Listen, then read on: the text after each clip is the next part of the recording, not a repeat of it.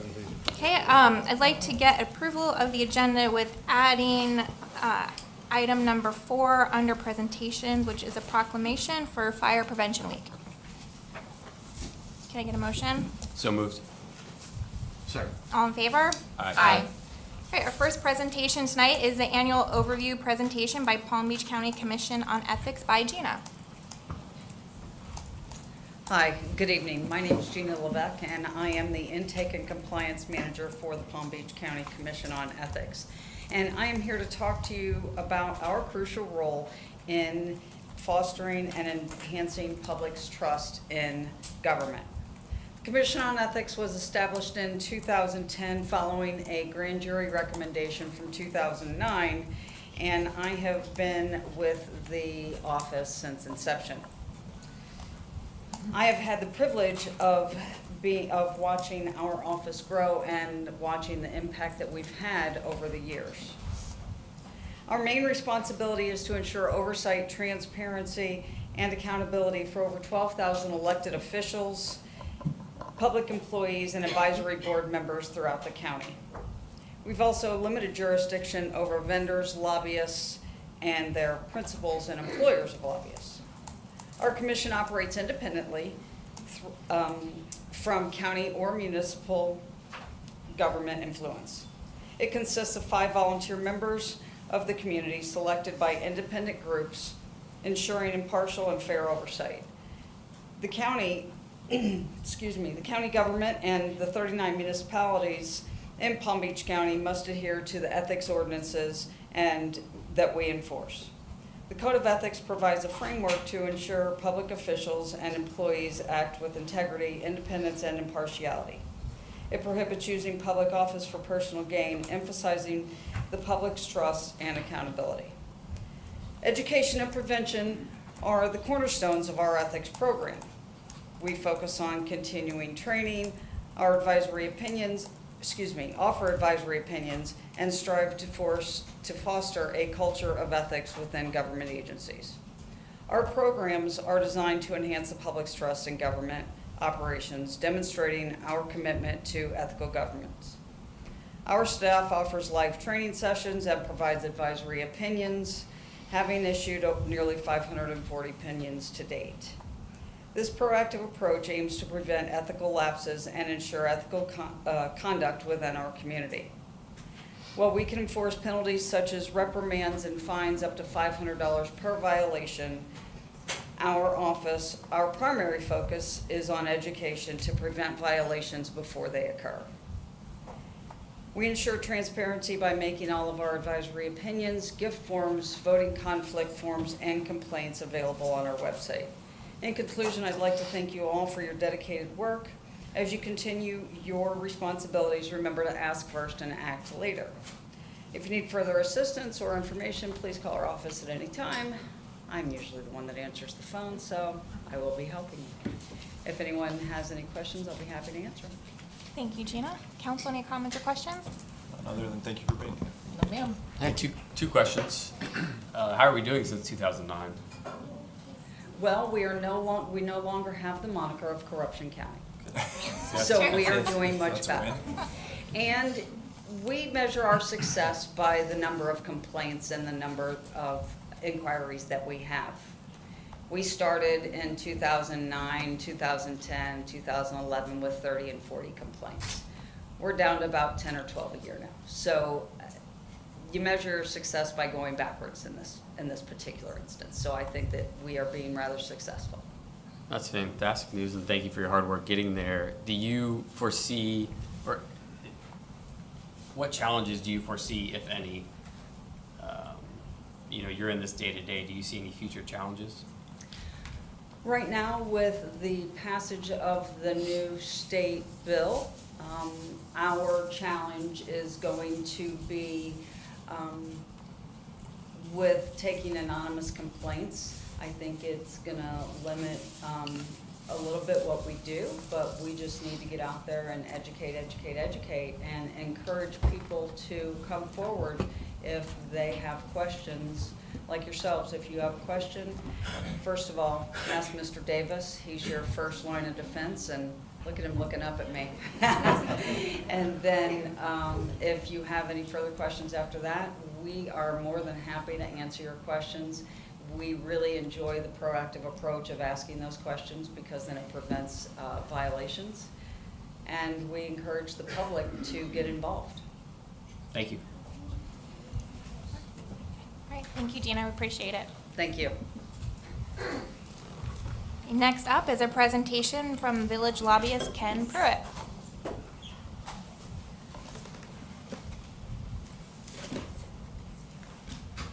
Good evening, Mayor and council members, Mr. Manager and Clerk. My name is Ken Pruitt with P5 Group, and grateful to be able to have this opportunity to present to you a post-session and also start to make arrangements for the 2025 session as well. It's sort of like old home week for me. When I was in the Senate, I represented from Indian River County, Brevard County line, all the way to Royal Palm Beach, and Tequesta was kind of the heart. We actually had a district office here, so it's wonderful to be back and wonderful to see everybody. So thank you very much for the opportunity to represent Tequesta as well. If I could, what I'd like to do is share with you just a few statistics and give you an overview, a brief overview. I really want to focus in on the budget, if we could. But so we had 1,902 bills filed, 325 of those passed. There was probably 1,000 or more amendments that can be significant. They can take on just as a bill. There were 14 of those 325 bills that were vetoed by the governor. The budget's $116.5 billion, actually lower than it was last year by almost $1 billion. And of course, the governor issued $950 million in vetoes. Just to go through, I'm not going to go through these, but this just kind of gives you a template of the local government bills that passed. You had the annual inflation adjustment to homestead exemption. I'll get into that in just a few minutes. The vacation rental bill that passed again and was vetoed again by the governor. You had an alternative mobility funding system bill where the League of Cities and the counties were fighting against each other on that, and that bill did pass. The counties did come around and did support that bill. The bills that failed where you would not have to have 2/3 vote of a membership of your governing body to increase your millage rate. One that was significant, and that what Manager Allen was great, along with the mayor, about keeping us posted beyond the League of City issues, but issues that were of paramount importance to the village. This was one of them that would allow on the municipal utilities to allow them, you wouldn't be allowed to have a surcharge for those who were outside of the village limits. So that bill died. The sovereign immunity bill died. That was to go from 200,000 to 300,000 per individual and 500,000 per instance. That bill did die. There were some land use and development regulations, which really were some preemption bills that died. So all in all, it was a typical legislative session, but probably most important is that no more American Rescue Plan money, no more COVID dollars are going to be there, and I'll get into that in just one moment. We had our two champions, Senator Gail Harrell, Representative John Schneider, who represent Tequesta. They were the ones who sponsored the Tequesta Regional Park funding. I need to commend your citizenry here. I know the village has tried to get funding for this, and we were successful. But if there was a common theme to the leadership, to the chair of the committee, was your citizen participation in this to make Tequesta Park the regional park, the planning that went into that. They were incredibly impressed with that. So I want to thank the village but also the citizenry for being so actively involved. And oftentimes our citizens think, well, if I get involved, is it really going to make a difference? It makes a huge difference, particularly to the legislators who want to see, is there a buy-in? Is the local community really behind this, or is this just another project that a city wants or a county wants? Where are the citizens in terms of their activism? For the citizens, whenever you do have a chance, you can imagine there are a lot of member projects that are filed. Most of them do not get funded, and they have to become a priority. Our job as your lobbyist is to get it to the 1 yard line, but sometimes that 1 yard line to get it over the goal line is sometimes the hardest yard to get. And if you don't have your legislative members championing the cause, it doesn't happen. We can do our part, you can do your part, but it's the legislators who are sponsoring it who are the ones that really have to push it over. So whenever you have an opportunity, I know you all have, Mayor, the council members, you all have done a great job of thanking them, but the citizens as well, just to let them know how much you appreciate. That 340,000, 341,000 is really just, that's just the planning and design and money. There's still a long way to go, as you all know, to be able to get the next series of funds for that. But what's important with the legislature is that normally, what's critical about this is they normally won't make that original investment in there unless they're going to follow through. It's not always a given, but it's very important for us to get, sometimes that first slug of money that we get is the hardest, because the legislature wants to see, okay, are you all going to be able to put your share into this as well? You all have been great. Resilient Florida program, I know you're going through some assessments with that. That was back in 2021, where they took some dock stamp money to dedicate it to this. Really critically important, as we know, with all the flooding that's happening throughout Florida, that obviously that the village gets its fair share, but there's a recurring source of funding for that through the dock stamp, as well as the Beach Management Funding Assistance Program. I know you all worked with Palm Beach County and their DERM on that, and we've been having recurring sources of fund coming through on that as well.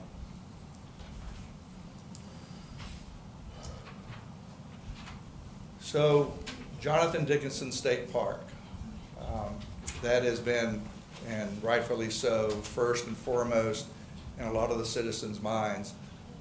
Senator Gail Harrell's going to be filing a bill. We don't have the mechanics of that bill yet, and that bill is going to be moving forward. As we all know, the regional park is leased because it's part of the state lands.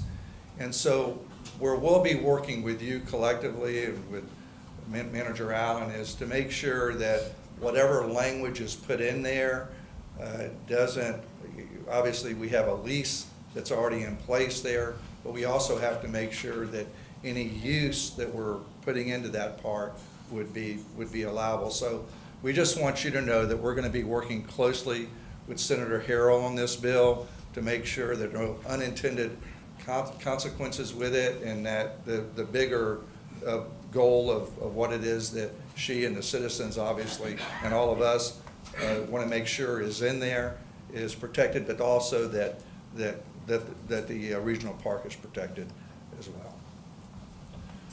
So these are your legislative session dates. We'll be, as soon as the elections are over, we'll be hitting the ground running. They'll have the organizational session on November 19th, and then the House and Senate, they'll be meeting separately in December, but then in January and February, that's when a lot of the real work begins, and of course the 60-day session for March starts on the 4th. And as always, Vice Mayor, I know you came up for Palm Beach County Days last year. We just want to open the door if there's anybody, if you ever want to come up and anytime during the committee weeks or during the committee or during the legislative session, just give us a call, and we're more than happy to get you into the doors to as many of the committee members and committee chairs as we can. I want to take some, and Manager Allen, I don't know how much time I have here, and I'm not going to take a lot more time. I'm almost done here, but I think this is really important for us, just as your budget that you all, I believe, just passed. So we look at general revenue. The budget of the state's 116 some odd billion dollars, but the general revenue is about $50 billion. Because the rest of that money is drawdown, it's trust fund money like your gas tax. So the state does what's called a 3-year outlook. This is actually constitutionally mandated.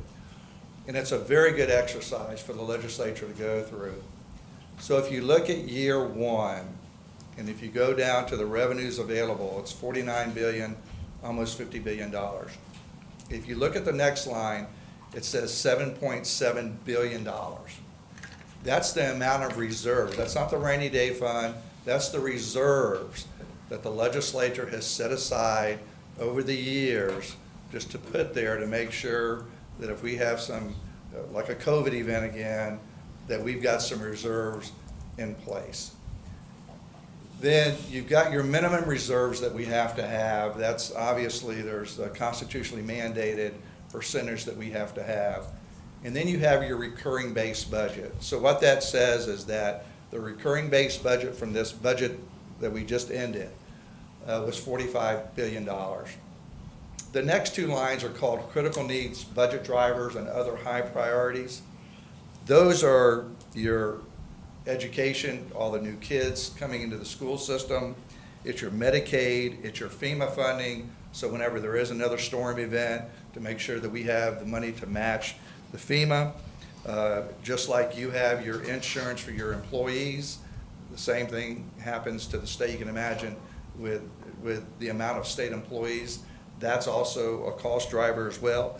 The natural resources, particularly with the Everglades, because of the recurring source, the Florida Forever funding program, because of the bonds that have to pay for that, even in the past, because they're trying to use non-recurring GR for that, and also economic development.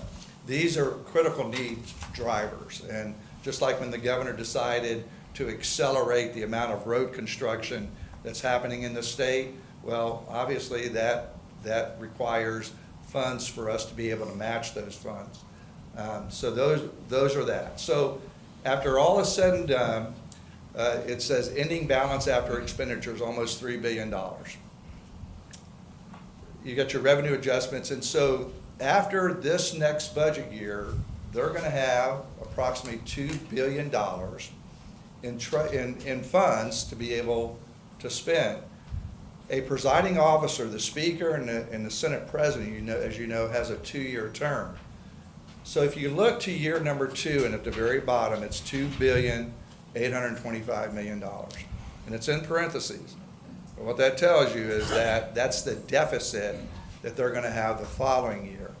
So what these presiding officers will do is they're not going to be that $2 billion that we have, and everybody's kind of celebrating it. We're going to have all this money. Well, they're going to be very conservative in what they spend in year 1 because they have to get through year 2. And then the presiding officers who come after them, they're the ones in 27 and 28. If you look at the bottom end of the right, you're looking at a deficit of $7 billion. So the legislature is constantly looking to make sure that they're not overspending. And that's what's great about the state of Florida. It's a balanced budget state. They don't spend a penny more than what they have. It's just important for us to take pause and just to remember, American Rescue Plan money, gone. COVID money, all but gone. There's some remnants of it, but there's not that much of it left over for us to be able, like they've had in the past few years, to be able to spend. So it's just for us just to say, not to panic, but just to say, okay, let's just take a hard look in terms of what we're asking for, because this is what the legislature, this is what the professional staff, this is what Jeremy Allen would be doing in Tallahassee right now, because he's not just saying, looking out for next year and saying, well, we got $2 billion, let's go ahead and spend it. He can't do that, just like in your budget here. You're always looking out, obviously into the out years. So this is the reason I say don't panic, is because if you look at the blue line, these are the revenue forecasts that are projected. And in the blue, let's just take 23 and 24, which is what we just finished. So they projected that we'd have $47 billion in general revenue. We actually had $48 billion. Where they get the money for the projects, like the Tequesta Regional Park, is the difference between the blue bar and the gray bar. That difference. So it's $1 billion. This next year, what they're saying is we're going to have about $1 billion. Remember, they still have a little bit of reserve money left over. And of course, the revenue forecast, they're always conservative. You want them to be conservative. You don't want them to overestimate and then imagine having to come in mid-year and take money back from education or health and human services.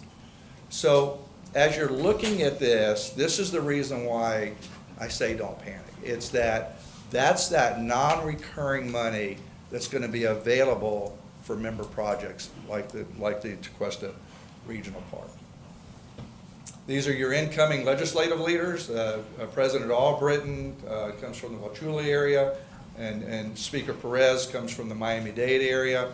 It's great how, you know, the faces of Florida, the most rural parts of Florida to Miami-Dade, and how they come together to make, it really is a citizen legislature, and the faces of Florida really are representative of those two leaders. In the elections here, as we know, as we're all going through them, in the House of Representatives with 120, there are 40 senators. There were 9 House members who were elected without opposition. In the Florida Senate, there were 2. But I will tell you, this is about the most contested election cycle that I've ever seen. Just about every House seat is contested, unlike in years past. And I'll close with this. As you know, we have these constitutional amendments that are going to be on the ballot. Obviously, we want to make sure that the citizens are knowledgeable about what they do. Really, the one that Amendment 5, it's not going to be a huge amount of impact to the cities or counties, but what it allows for an inflation adjustment for the value of homestead exemption on the second $25,000. That's the one from 50 to 75,000. With that, I want to thank you, and I'll be more than happy to entertain any questions. Thank you, Mr. Pruitt. Council, any comments or questions? No questions, just thank you for being here. Well, thank you. I Thank you, appreciate Ken. it. All right, thank Thanks you. for what you do. Yes, thank you for the thorough update, and thank Megan as well. I know she's not here, but she does a lot of work behind the scenes. Yeah, absolutely. And we look forward to working with you this upcoming session. Well, thank you, and it's a privilege and honor to be able to represent you. Thank you. Thank you. Okay, presentation 3, a proclamation recognizing October 7th through 13th as Florida Climate Week. Florida Climate Week, October 7th through 13th, whereas the Climate Change 2023 Synthesis Report listed a current temperature rise of 1.1 Celsius, leading to constant unnatural weather events, bringing disarray to the planet and its inhabitants, and it reports an increase in weather-related disasters with every rise in temperature level. Whereas Florida and its 825 miles of shoreline and low elevation points of 100 feet above sea level make the state highly susceptible to sea level rise and other natural disasters related to climate change. And the high level of CO2 pollution also threatens to harm Florida's coral reefs and a variety of sea organisms. Whereas Volo Foundation, along with other nonprofit organizations, local, state, and federal partners, elected leaders, news media, volunteer, and professional associations, is committed to educating Florida citizens and visitors about the climate crisis so that they may take action to bring about positive, influential change to protect their families, businesses, and themselves. Whereas the citizens of Florida are encouraged to become more aware of our changing climate and participate in the various programs during Florida Climate Week. Now therefore be it proclaimed by the Village of Tequesta, October 7th through 13th, 2024, as Florida Climate Week in the Village of Tequesta. Thank you, Lori. And is anyone here to accept it? Shannon? Hi.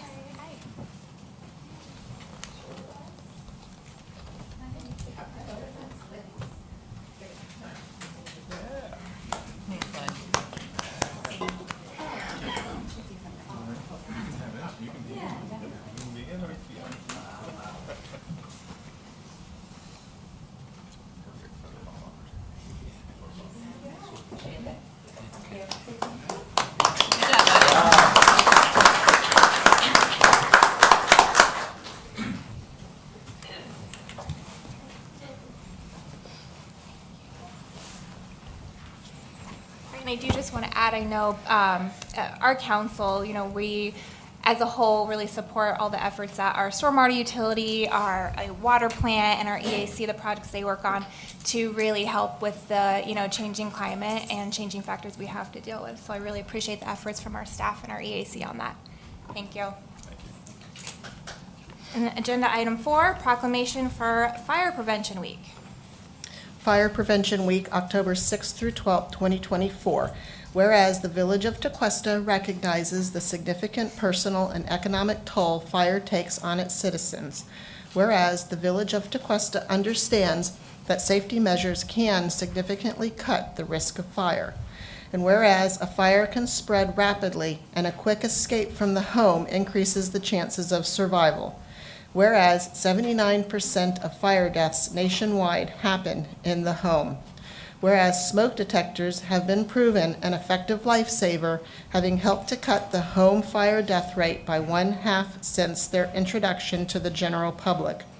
And whereas working smoke detectors are essential in every household and should be installed on every level of a home and outside of each separate sleeping area.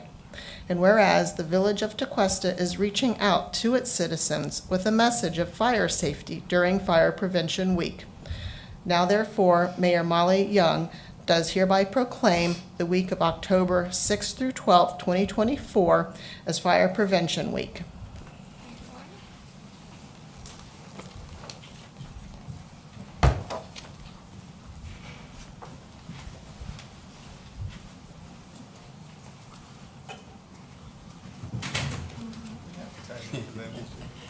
Another opportunity.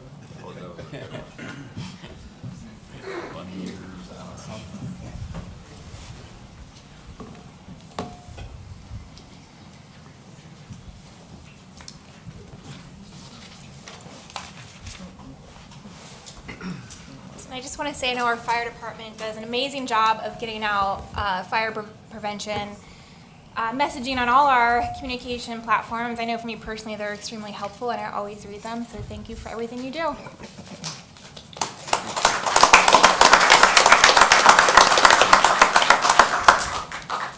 Okay, moving on to the consent agenda. Can I get a motion to approve the consent agenda? So moved. Second. All in favor? Aye. Okay, next, communication from citizens on items that are not on tonight's agenda. Do we have any? I do. Most people did not put a number next to the agenda item number, so I don't know if they want to speak under citizen comments or on a specific item number, so I'll call their name. Pastor Paul.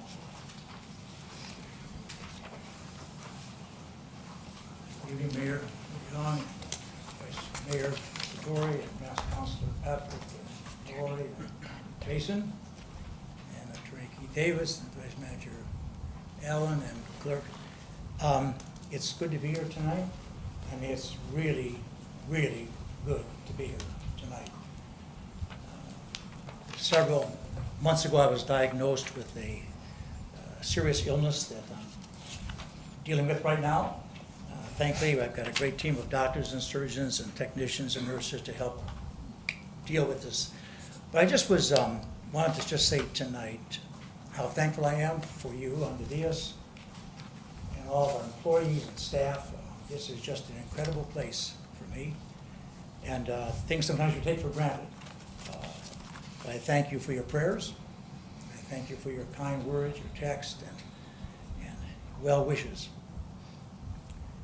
When you're diagnosed with a disease like this, you reflect a little bit on life. And just real quickly, I just was thinking about over 20 years ago, where I had the opportunity of beginning a chaplain program, which was never here before. It started with our police department, and then we included our fire department, and for over 20 years, we've been able to give support to our police and fire department, counseling services available to them. And that's been a great honor. That's been a great joy for me. And then a few years ago, we had the first Mayor Abby Brennan Award. And I, along with my dear friend Pat Watkins, was the recipient of that. And that was just absolutely so humbling, and I'm so thankful for that. And then yesterday at our 9/11 service, to be able to stand up there and open with prayer and to thank the Lord for our freedom and to pray for those families was a great honor. And Chief Troop, thank you for the incredible service yesterday for that. And then a few months ago, we had our Public Safety Awards banquet at the Pruitt Creek Country Club. Nice affair, a very, very elegant affair. And this is the first year I couldn't be there because I was away getting some treatment. And so I asked Chief Medina, I said, is there a way you could FaceTime or Zoom so I could see our men and women getting their awards? And so they worked some things out where they did a FaceTime. I was watching our chief stand there and saying these words, and I saw my face on a screen and given the chief's award that a civilian has never received ever. And I'll never, ever, Chief Medina, I can never thank you enough for that great honor. So I just want to say again, thank you for your support. I don't have a job, but I have a gift. Thank you for allowing me to be able to serve our village and to serve our men and women. And again, thank you for your prayers. I'm so, so very grateful. I'm going to sit down tonight and enjoy this wonderful time together. Thank you. Thank you, Pastor.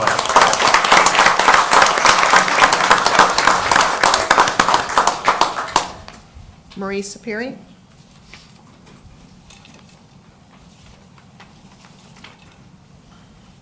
Marie Sapiri from the Country Club. Madam Mayor, I ask that council grant 1 extra minute for public comments on agenda item 15 in view of the importance of this decision and the major change that is introduced for the first time in this proposal, and in the interest of enabling fuller comments from residents. Just 1 extra minute, please. Thank you. Heidi and Sydney Perry. It says Village Development, so I don't know if it's Okay, citizen so comments or- if the clerk calls your name, but you want to speak on an agenda item tonight, we'll call you up during that agenda item. But if you have general comment that's not on the agenda, you can come up to the podium now. I'm Heidi. I wouldn't mind if it's possible speaking now, just because I do have something that is a school night, it's kind of in general about development. So, council, I will leave it to your discretion. We typically don't do that. I do see your child here, so. I'm okay with there. I'm honest with you. She said it's general development. I mean, is there, Yes, is just that something that development we can about allow the from? village. Okay. Keep the kids up. Council? I am fine with that. I just want to clarify, are we moving the agenda or we're just allowing a general comment associated with that agenda item? We were gonna allow a general comment since she has her child here and wants Understand. to get them It's in. fine. Out the door. Because it could be a long, late meeting, I understand bit. that. Okay. Thank you. Can you come up to the podium and state your name and address, please?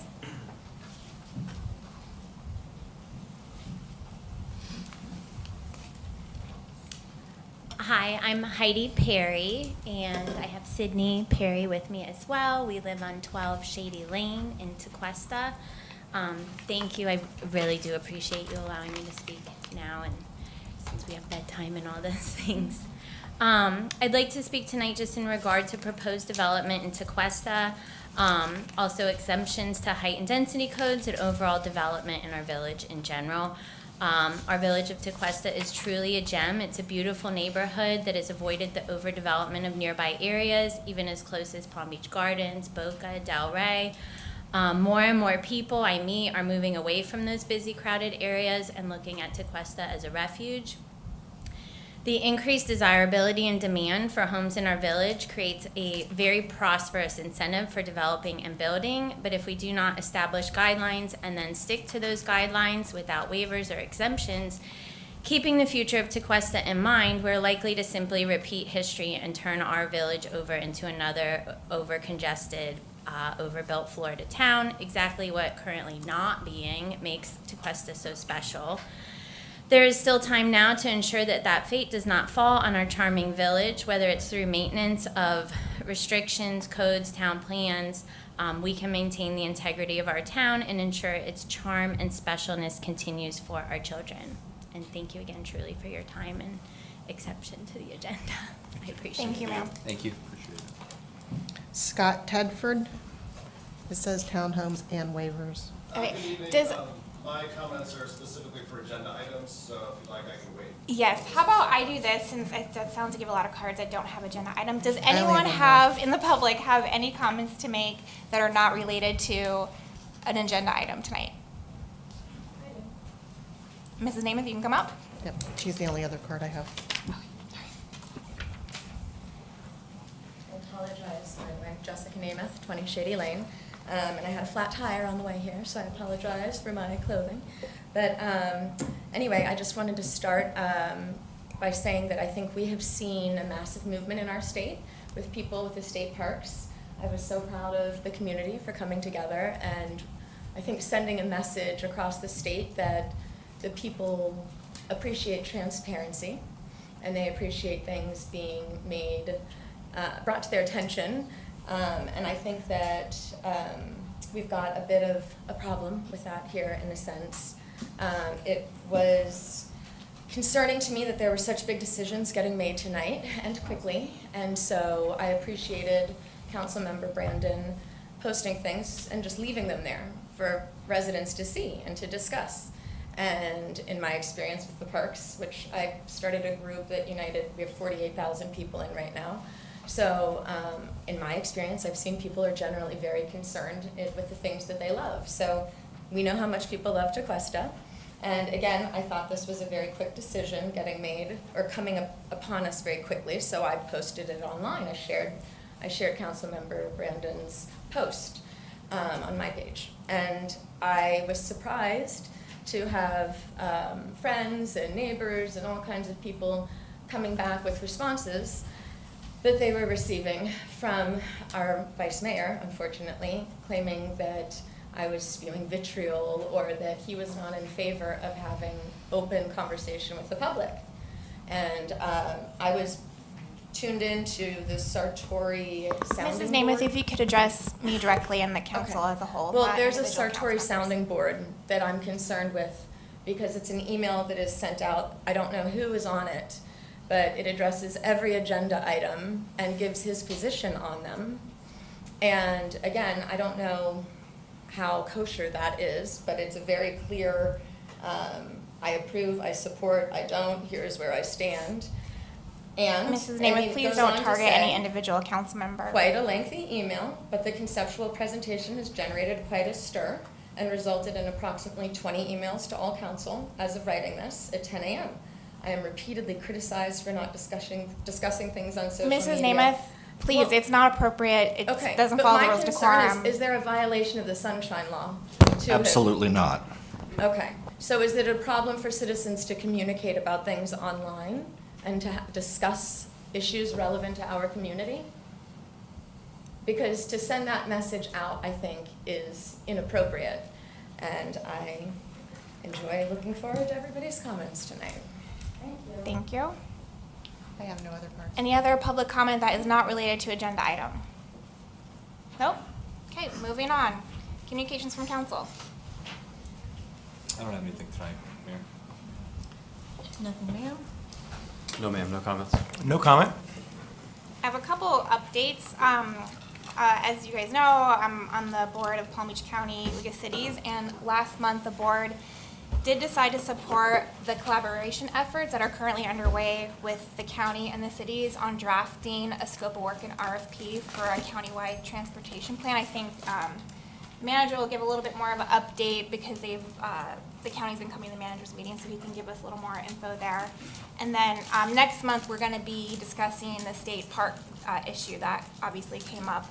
I think Senator Harrell will be attending the meeting, and I think the board will probably discuss, is it something that, you know, the board would take a position, or would it go to Florida League of Cities? So that's the kind of thing we'll be discussing next month. So I'll bring that back to our next council meeting. And then last month, I attended the Florida League of Cities conference. I know Vice Mayor was there, and Jay, our Community Development Director, was there. And it's 3 or 4 day conference, and there's elected officials and managers and clerks from all over the state.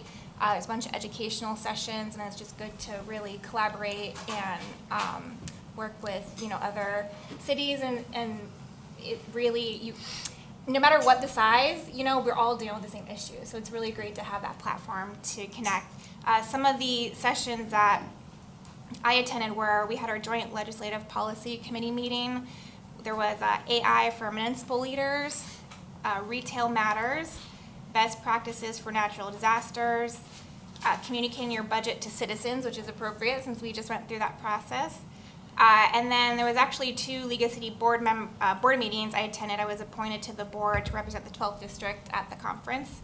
There was also 2 keynote speakers. One was an international leader and advisor on teamwork, collaboration, and innovation called Erica Darwin. And then the next was very interesting, and I know Jay sat in this with me. It was a world-leading urbanist and author, Richard Florida.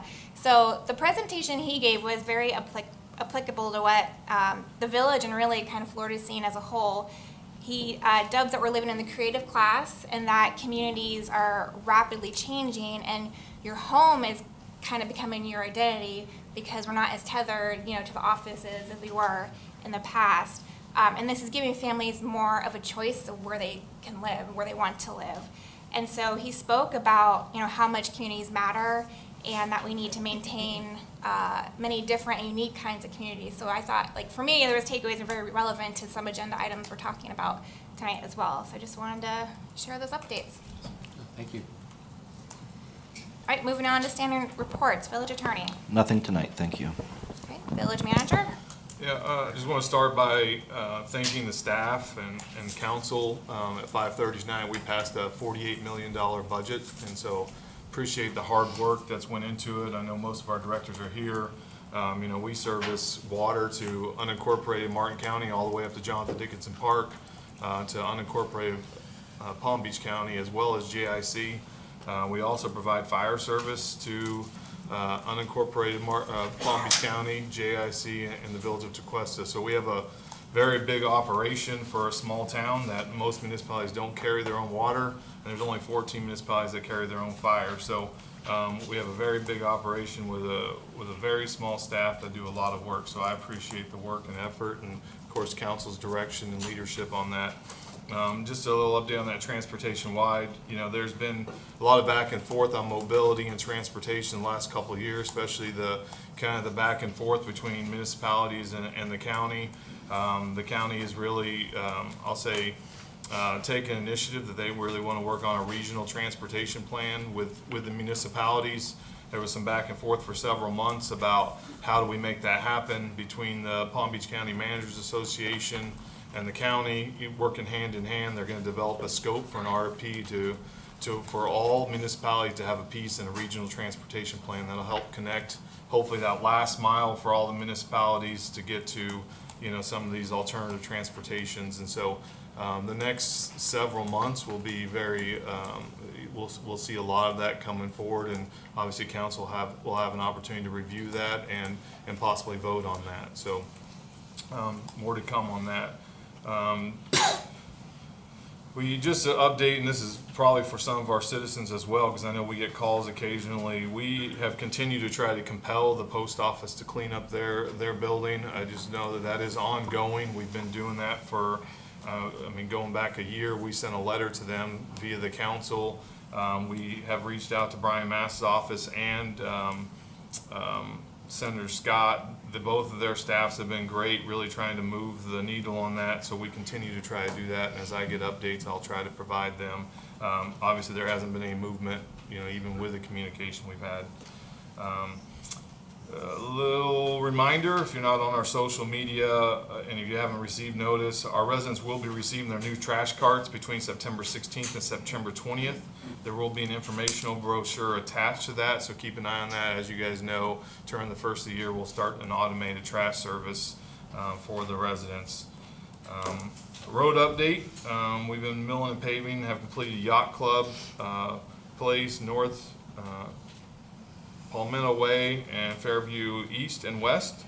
Striped and manhole adjustments are still pending. Milling is currently underway on Gulfview Drive with paving anticipated to start by mid next week, weather permitting. We obviously are trying to get that done before the end of the physical year, but some of that might run over into the next year just because of the weather. And then tomorrow will be the final day of our naming contest for our new PD officer, our new K-9 that we have. And so if you haven't participated in that and you have a great name for us as a recommendation, please submit that. That's my report. Any comments or questions for the manager? No, thank you. Would you mind just giving an update on the FWC meeting for the Jupiter Narrows? Oh, yeah, so the Jupiter Narrows will be having a meeting October 2nd, and Jessica's here. Jessica's the one that reached out to us. I guess she had attended one of the meetings or knew the director there, and suggested it be held here in Tequesta since it is adjacent to Tequesta. They are considering a slow speed zone for the Jupiter Narrows. They have done a study. They plan on releasing that study, trying to get comments back from the public. They plan on doing a virtual meeting as well later in October. Our meeting will also be streamed online. We'll be able to provide that link. And so that if you can attend October 2nd, you can provide a link and then obviously email in your comments. They plan on voting on that in December at their commission meeting, the Florida, the FWC meeting. So we'll see how that turns out. Thank you. All right, next up, Police Department. Evening, Mayor, Vice Mayor, Council, Village Manager, Attorney, and Clerk. Before you have my monthly report, as Lori is trying to get a PowerPoint that I have real quickly to show about the Nautical Club. But the only thing I want to highlight from that report is September 3rd, we had our first Explorers meeting. I want to thank the Mayor and Vice Mayor for coming and saying a couple of words to our youth as well as volunteers. We just had our second one, and we're starting to just added one additional person, correct? So we're up to 8 kids from the area that'll be involved with the Explorers. A couple of things already that they will be doing. There you go. I just wanted to touch a little quick highlight on the Nautical Club. You all hear me talk about it. Just a great job that my officers do, and I'm so proud of them. This year, like I said, we had 44 participants, 11 to 17. The average age was 13. We started on June 7th until August 10th. It's not working. It's a little bit of a delay. Is it? Yeah. I can control it if you want, but it's going to be a delay. You're going the wrong way, I think. Am I? Yeah. Stand by, technical difficulties. You may have noticed a couple of additional cameras there. Just so everyone knows, they're doing a recruitment video for the Tequesta Police Department just to kind of highlight some of the things we do. It's not for the best looking chiefs in the country, but it should be. But that's only a dream.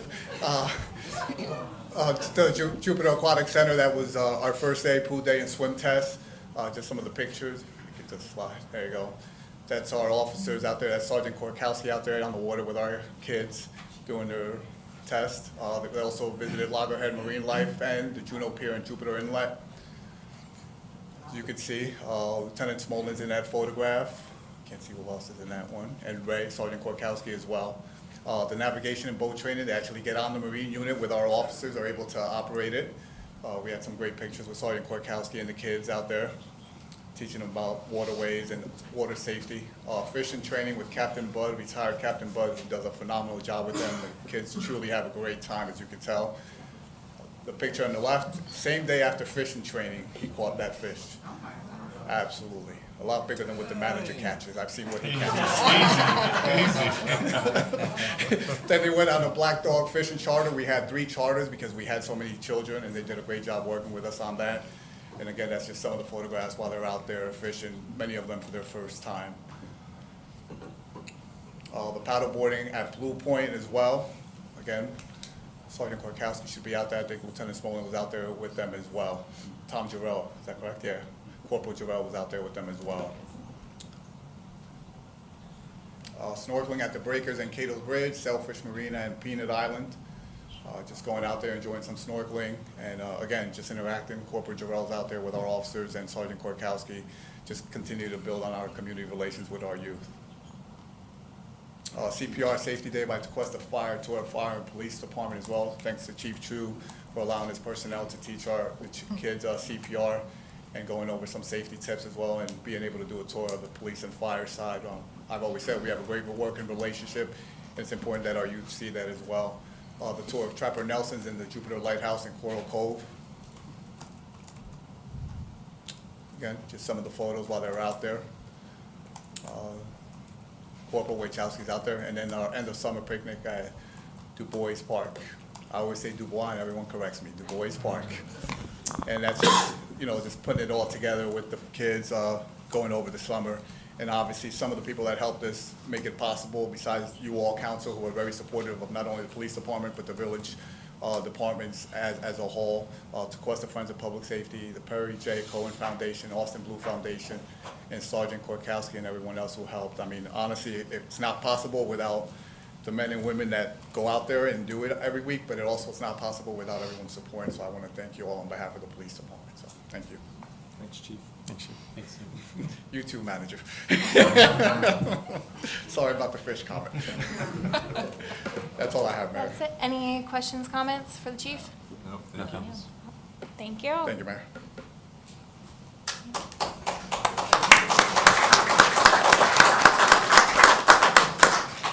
Fire department. Good evening, Mayor, Vice Mayor, Village Council, Mr. Manager, Village Attorney, Village Clerk.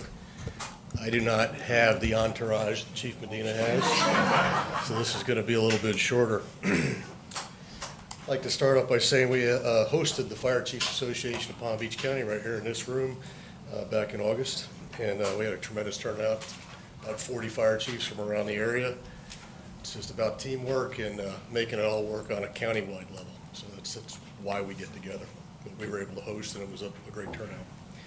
Operation Safe Start back in August. Again, we get out with our friends in the police department, and we make sure that everybody knows the kids are back in school. They're at the bus stops. The buses are moving around, and the kids are moving around. And this tackles a safety issue for our children.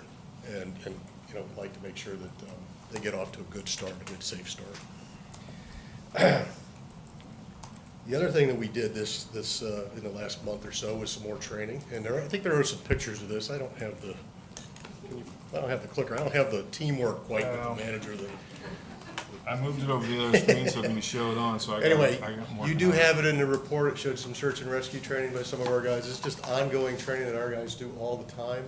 I like to remind not just council, but the public and anybody that we work with, that our guys train at least 2 hours on average every shift on a fire-related subject and 1 hour of medical training. So this is ongoing training that we do.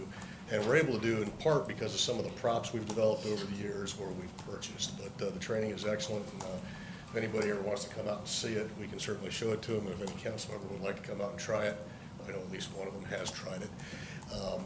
Please come out and join us. We also, of course, had our 9/11 ceremony yesterday.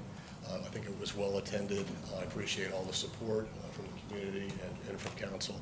And of course, I just think it's one of those things. We said we would never forget, and we will not forget. In October, coming up, we of course have our Fire Prevention Week. We are also sending a couple firefighters to the Florida Firefighter Health and Safety Conference in Orlando. So that's been getting a big push from the Fire Chiefs Association. We will have 2 members at that this year. We have a badge pinning ceremony coming in October. It should be October 16th. And we have 2 of our newest firefighters being sworn in at that point. They've already completed their probationary year at this point when we do the badge pinning, which would make us 100% off of probation at that point. And that's the first time I can say that in a really long time. So we're proud of that. We're hosting Palm Beach County Fire Rescue for a training class, and we're also bringing in Palm Beach State Fire College for a training class in October. So we have a busy month planned for October, and we'll keep you posted. You have the rest of my report. If there are any questions, I'll take them. Thank you, Chief. Council? Thanks. Thank you. Thank you. And last, Utilities Department. Good evening, Mayor, Council. I do have an update on the Dover Ditch a little bit. The Corps permit is complete, and so we're only waiting for the Fish and Wildlife permit, so we'll stay tuned. Also, with the SRF, I just want to point out the SRF loan, we did get 5.745, and so we are going to recommend that we pay out of reserves of $785,000 so we can move that project forward. I hate to do that, but that's one of the reasons we did the rate increase and so forth, so we really need to do the water treatment plant projects. And then for the substantial completion for the Country Club project, it's November 15th, not October 1st. That was a typo there. I got the schedule from the contractor, the updated schedule. And also, I left out the name of my water plant person that got his water plant Class B operator's license. It's Chance Fell, and so I was very embarrassed that his name is not there, but his picture is there. So with that, do you have any questions? Thank you, Marjorie. Council? Thank you, All right. Thank you, Martin. Thank you. Thank you. All right. Moving on to the regular agenda. We have no, you're jumping the gun there. No, I'm just kidding. You're fine. He's like ready to go. We have no old business. We do have some new business. I do want to address, we did receive a public comment with a request to extend public comment to 4 minutes. I've given it some thought. It's extremely important to hear from our public. We do have rules of decorum to follow, which allow for 3 minutes, and we often get conceptual presentations, and with the overlay districts, we've had 2 years worth of meetings, and I don't want to set a precedence. I don't think it'd be fair to allow more comment for one conceptual presentation and then not do another down the road, but I will open up for council input. I'd like to stay with 3-minute comments. Yes, so I agree. If we're gonna do it for one, we should do it for all, and I don't know if that's necessary. So. I agree. Keep it 3 minutes. Okay, just wanted to address that. Jay, you're up. Well, agenda item 14, conceptual presentation from Key Estates. And Mayor, before we begin, if I can just put my normal little commentary on the record. This will be a conceptual presentation. It is not a quasi-judicial proceeding, and no action shall be taken by the Village Council beyond a discussion with the applicant. Neither the outcome of this conceptual presentation nor any comments made during the presentation by any council member or staff member is a guarantee or assurance in any way of the final action that may be taken by the Village Council pursuant to a formal application for development of the site. So just wanted to, as always, put that disclaimer on the record. Yes, thank you, Keith. Thank you. Good evening, Jay Hupsch, here to introduce the Key Estates project. The applicant's going to give a presentation as well, but I thought I'd just walk through a few things first. They're trying to build a 96-unit townhome community at the former Rude Landscaping property. It's 8 acres, it's zoned R2, and is in the medium-density land use. The medium-density land use allows up to 12 dwelling units per acre, and they're right at that maximum allowed density with what they're proposing to do tonight. The R2 zoning district has a maximum building height of 2 stories or 30 feet with rear setbacks of 20 feet. What they're proposing to do exceed that, they're going to have to go through the PRD process and also obtain a special exception from council in order to do that with a future application if they decide to move forward. There's a really long, complicated history with the project and the property. I'm not going to go through all of it, but I'll touch on some key points. On July 9th, 2009, the previous owner of the property was approved for a future land use map amendment, which designated the property medium-density residential, so it actually increased the density up to that 12 units an acre that's there now. And also a zoning text amendment, which added adult living facilities as a special exception use in the R2 zoning district. Right before that approval, on July 7th, 2009, the previous owner executed a declaration of restrictive covenants that restricts the property to no more than 50 dwelling units and a maximum height of 2 stories if an adult living facility is not built.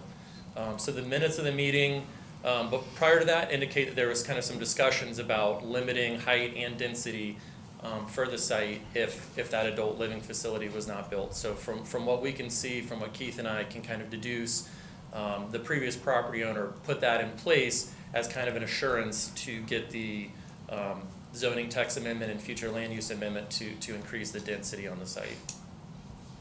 The Declaration of Restrictive Covenants is currently recorded in the Palm Beach County records. As you'll see in the next few pages, I'm going to show you the covenants. The Village Council would have to modify or rescind it in order for a developer to construct anything other than adult living facility that is more than 50 dwelling units and is taller than 2 stories. You can't see this too well, but this is the first page of the restrictive covenant. As you can see, it was entered into July 7th of 2009, 2 days before that approval I mentioned. And at the bottom there it says that should the declarant fail for any reason to develop the property as an ALF pursuant to R2 zoning designation for special exception, the declarant hereby voluntarily restricts the property to a maximum of 50 dwelling units and a maximum height of 2 stories. Then on the second page, it says that the declaration is binding and that unless it's got to be released by the Village of Tequesta or its successors, and the property owner's successors are assigned. So it runs with the property, and the Village of Tequesta would have to amend it if it were changed in any way. There was also a 2016 approval for an assisted living facility by the current developer. That project had a building height of 43 feet and 10 inches. However, it was set back quite a bit further than what you'll see proposed tonight. There was a 30-foot landscape buffer there along that south property line, and the building is tiered where it's 2 stories closer to the south property line and then gets to be 3 stories. So the 2-story portion of the property was set back 87 feet from the south property line, and the 3-story portion was set back a little bit under 140 feet from the south property line. So there's a pretty substantial landscape buffer and set back pretty far from those south property owners. Here's kind of a cross section that shows that. So as you can see, see if this shows up on here. It does not show up. The building's set back about 86, 87 feet there with the driveway in between, as well as a 30-foot landscape buffer. And then you can see on the right, that's where the 3-story portion of the building starts. Here's the architecture. The renderings aren't great here, but it was kind of a Mediterranean red tile roof architecture, and you can kind of see how the building is kind of tiered back 2 stories in the front. The third one from the top is that south elevation, so you see the 2-story with the 3-story in the back. As I mentioned, the property appears to need to utilize our planned residential development process because the buildings are taller than 30 feet or taller than 2 stories and reduce setbacks. The purpose and intent of PRDs is to encourage the accomplishment of a more complete residential living environment through enlightened and imaginative approaches to development, should allow a variety of architectural styles and features, and typically provide a little bit more open space. So PRDs are required to provide 35% open space, whereas the standard zoning district would only require 30%, and kind of in exchange for that, the village is able to grant additional height and reduce setbacks a little bit when it makes sense, when it leads to innovative design and better design outcomes. However, that, as you can see in the last sentence there, the additional height and reduced setbacks do not have to be granted by Village Council. It says the Village Council may at its discretion require adherence to the standard zoning districts if deemed necessary to maintain the spirit and intent of the chapter. So the Village Council does not have to approve those. As far as the development review process goes, the applicant is actually not required to hold a conceptual presentation. In the Village Code, it's only required for projects on Beach Road, US Highway 1, Tequesta Drive, Old Dixie, Cypress, and Bridge Road. So those projects have to come forward for conceptual presentation. At staff's urging, we recommended that they come to a conceptual presentation to get feedback from the council and from the residents very early on before they submit an application and go through the development review process. If the applicant does decide to move forward, it will go through the village's development review committee, reviewed by our police, fire, building, utilities, public works, community development, along with some of the contract people we have that review landscape, environmental issues, traffic, and engineering reviews. And one thing I did not mention, the property does have a substantial history of environmental issues dating back to Rude Landscape operating it.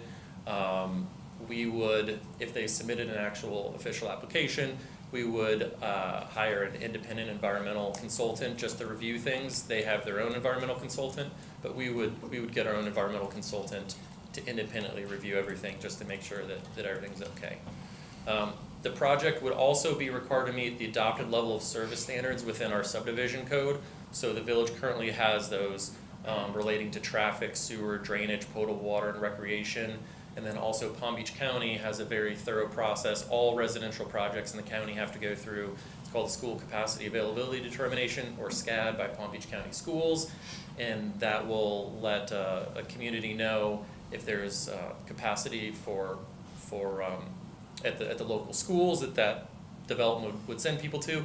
If it's overcrowded, the developer actually has to pay an impact fee to offset that. Which is supposed to theoretically go into providing new schools. That's a whole nother story. So assuming they were to submit a project, go through this whole development review process, there'd be a formal submittal to village staff, along back and forth between all of our consultants. And then, assuming any issues were ironed out, it could then go forward, but would then go back through the planning and zoning board and village council. So just to reiterate to the residents, tonight it's just a very conceptual presentation. Nothing is being approved tonight. There's a very long and drawn out process that they would have to go through before they actually did get approved. Tonight's just an opportunity, really early on, to get feedback from council and from our residents, and I think we'll hear a lot from the residents tonight. We also, recommended that the applicant reach out to the residents of Riverside Oaks, which immediately abuts the property to the south. So the applicant did not have to do this, but did willingly meet with the residents of Riverside Oaks a couple weeks back. Was attended by 17 residents. The residents there expressed some concerns about the environmental issues, which I mentioned. They had some concerns about drainage, how the property would drain, and would it be draining into their lake? And then there was also some concerns about the need to provide the more substantial landscape buffer between the properties, and also just kind of the general proximity of those buildings to the property. We've put the representatives from the HOA into direct contact with the property owner, so that they would be able to work out some of those issues throughout the process. And that's all I have. I'll turn it over to the developer.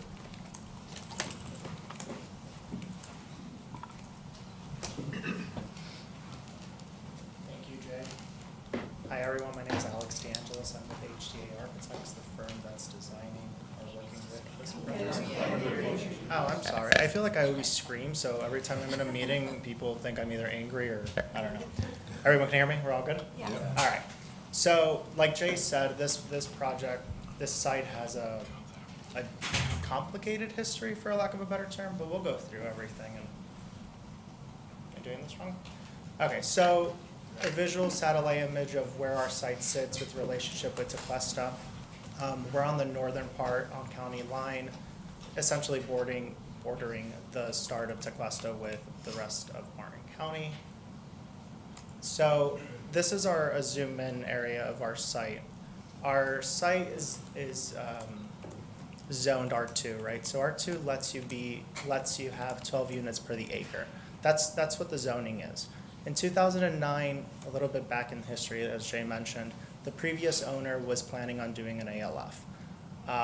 And somewhere along the lines, and it gets a little complicated because there's not that much documentation, but somewhere along the lines, they did a restrictive convent on the site, which said if you don't do an ALF, you can only do 50 townhouses at 2-story height, really.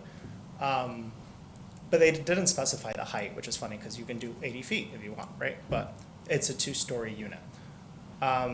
The current developer, the current owner of the property, bought the property with the full intention of doing ALF. And throughout the history of the development of the property, and it ended up getting approved, if I'm not mistaken, it was approved, things started taking a turn around COVID times, as we all know. ALFs require a lot of specialty care professionals. There's a shortage of nurses, there's a shortage of doctors, there's a shortage of medical practitioners. So what happened was, when we analyzed the site and we analyzed the product of the ALF, this building couldn't work anymore. We needed over 100 medical professionals to run it at a time that there were no medical professionals to run it. Essentially, the building would have been built and been abandoned. So the decision at the developer's great cost was, well, the zone is already zoned R2, and you can see it in the land use map over there as well. Let's change gears. Let's scrap the ALF that doesn't work because the economy and the market just doesn't work anymore for it, and let's do townhouses. We're allowed 96 units, 12 units per the acre. Let's do 96 units. Let's not ask for anything else. Let's not ask for anything less.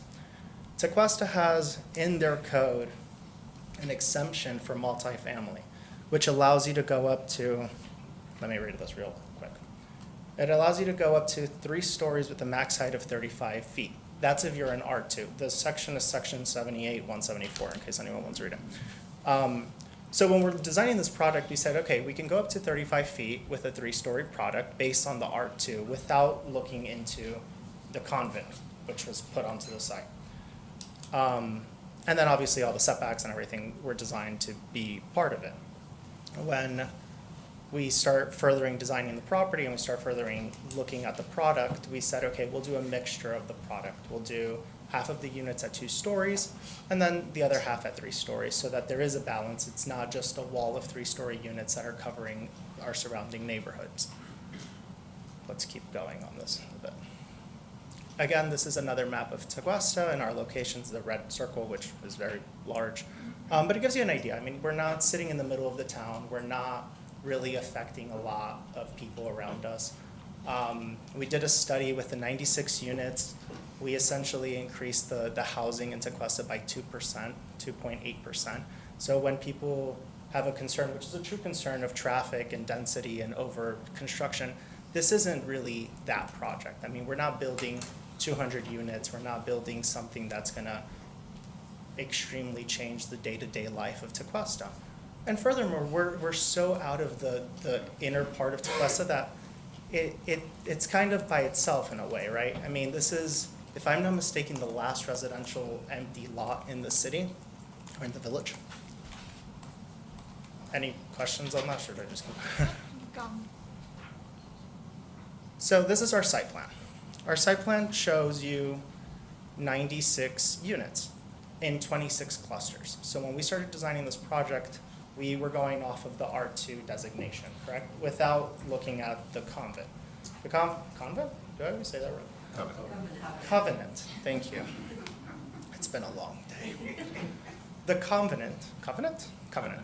The covenant lets you do 55 units in the 8-acre site, which, to be completely honest, is completely unheard of today. I mean, 15 years ago, the world was different. Today, there's not that much land. There's different ideologies in construction and urban design. And back to the point, I mean, we're designing something based on the R2 qualifications if this didn't have a covenant. So let's walk you through the site plan a bit. The site plan is designed to have 26 clusters. There's cluster A, which sits in the middle of the neighborhood, and cluster B, which is the perimeter. Cluster A is the larger units. They're the ones with a lot more glass. They're the ones that are the more architecturally designed, and they're the ones that are further away from the surrounding areas. And we did this very much on purpose. The idea of having the bigger units far away gives that buffer between the residents to the south of us and the larger units within our community. Cluster B, on the opposite, is the smaller one. It's the complete opposite of cluster A. They have smaller opening and windows. They're farther away from the setback on the 3rd floor. They tend to be shyer. They're smaller in height, where cluster A is 31.6 height, cluster B is at 29. And it creates a more humble building for its neighbors. And what we did was we started looking at the site and said, okay, there's two ways of approaching design of townhouses. There's, in my firm, we call it the Great Wall of China. And we've all seen it. That's 600 townhouses that turn into one wall. Everyone has this little garage and a little door, and it just becomes a copy and paste. We don't like that. So what we did was we did 26 clusters, 4 units per cluster. The 2 center units are 3 stories. The 2 side units are 2 stories. And they're designed to keep in scale of what a large house would look like. So if you're a passerby and you're driving by, these units look like a house, or maybe even a duplex. But your mind doesn't perceive them as a 4-unit duplex, or 4plex. This also allowed us to increase our open space. So like Jay was saying, we need 30%. 35% if we choose a different route of application. We are at 39%. And we are able to have such a large percentage of open space because we choose this cluster design. We're going to go through. So landscape buffers, I know it's a big one. And this I took from Unicode, so if it's wrong, I'm sorry. But based on commercial and multifamily, you're required to have 5-foot landscapes on the rear and on the sides, 10-foot landscapes on the front on the public right-of-way. Our property, we have 16 on the north, which is our front, 17 on our east, which is our side. We have 18 on our rear. 7.6 on our rear and 7.7 on our west. So based on what your code would say for landscape buffers for this site, we exceeded.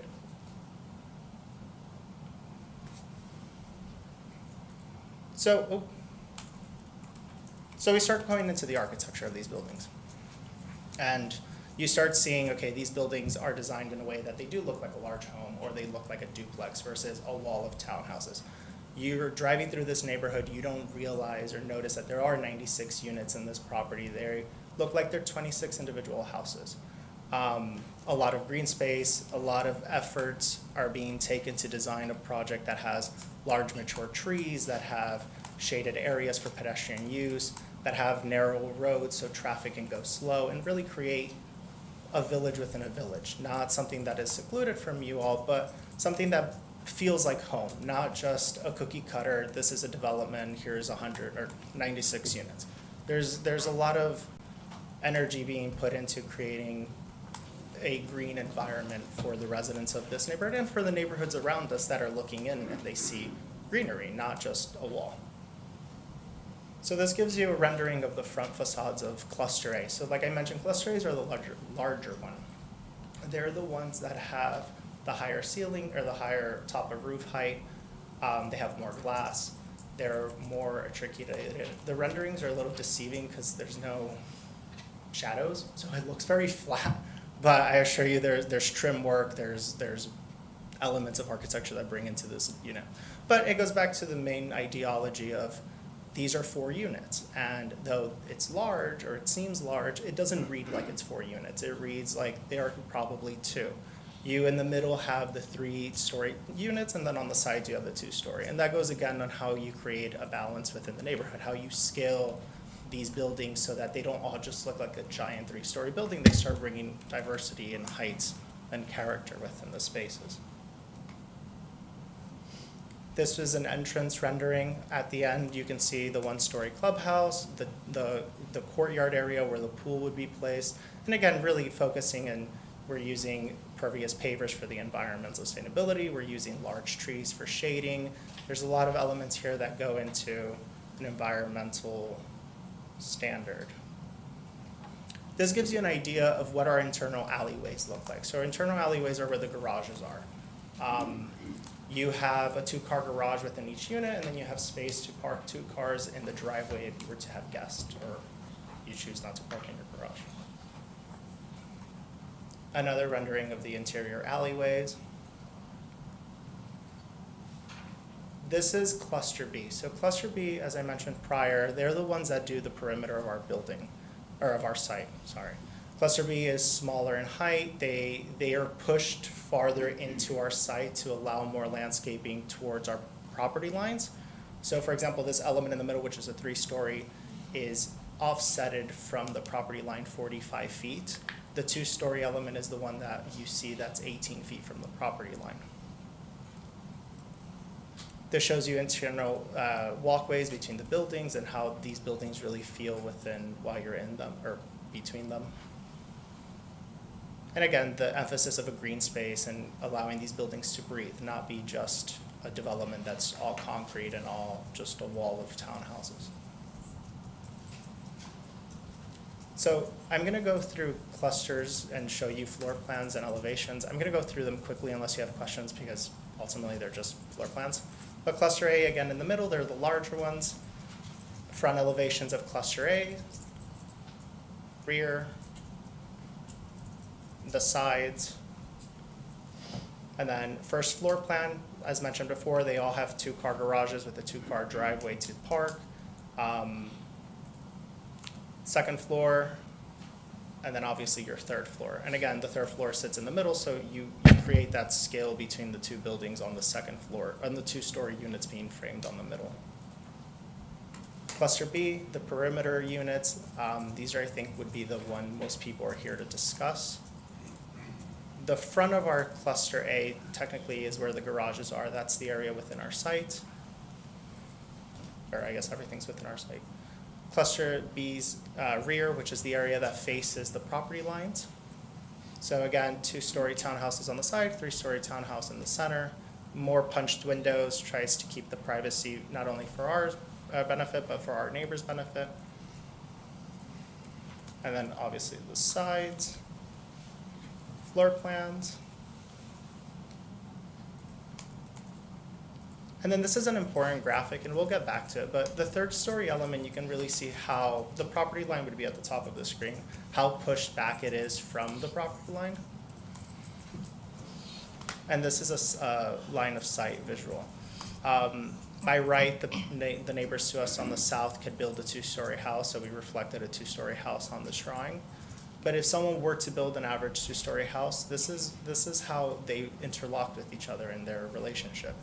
These aren't, in my opinion, overshadowing our neighbors. They aren't grotesque in scale. They're very complementary to the surroundings. And this again shows you our setback. So again, the green area in cluster B, they're the 3-story elements. They're 45 feet, 4 inches from the property line, which is very significant considering that the property line setback is 20 feet. Our 2-story elements really is the wrapped area around it. Their top of roof height is 19.4, and they have a maximum distance from the property line of 32.8. And then I wanted to note the distances between the houses to the south of us. And I'm sorry if anyone lives in one of these houses, but I measured this off of Google, so don't shoot me if it's incorrect.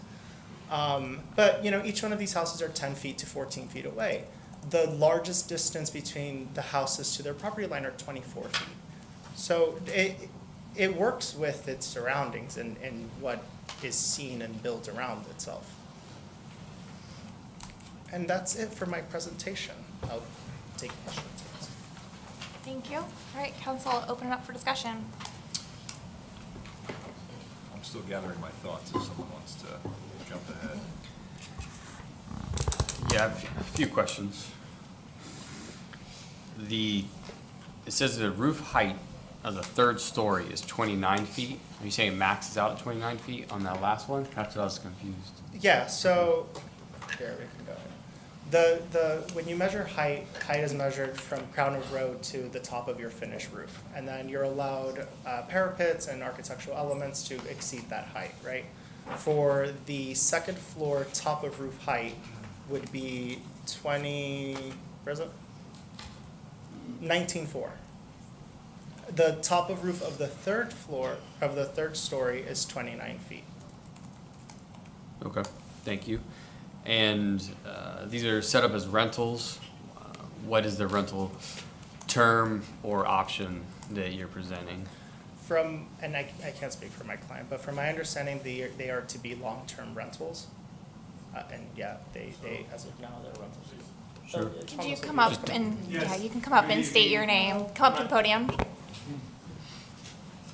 Here, you can have the microphone.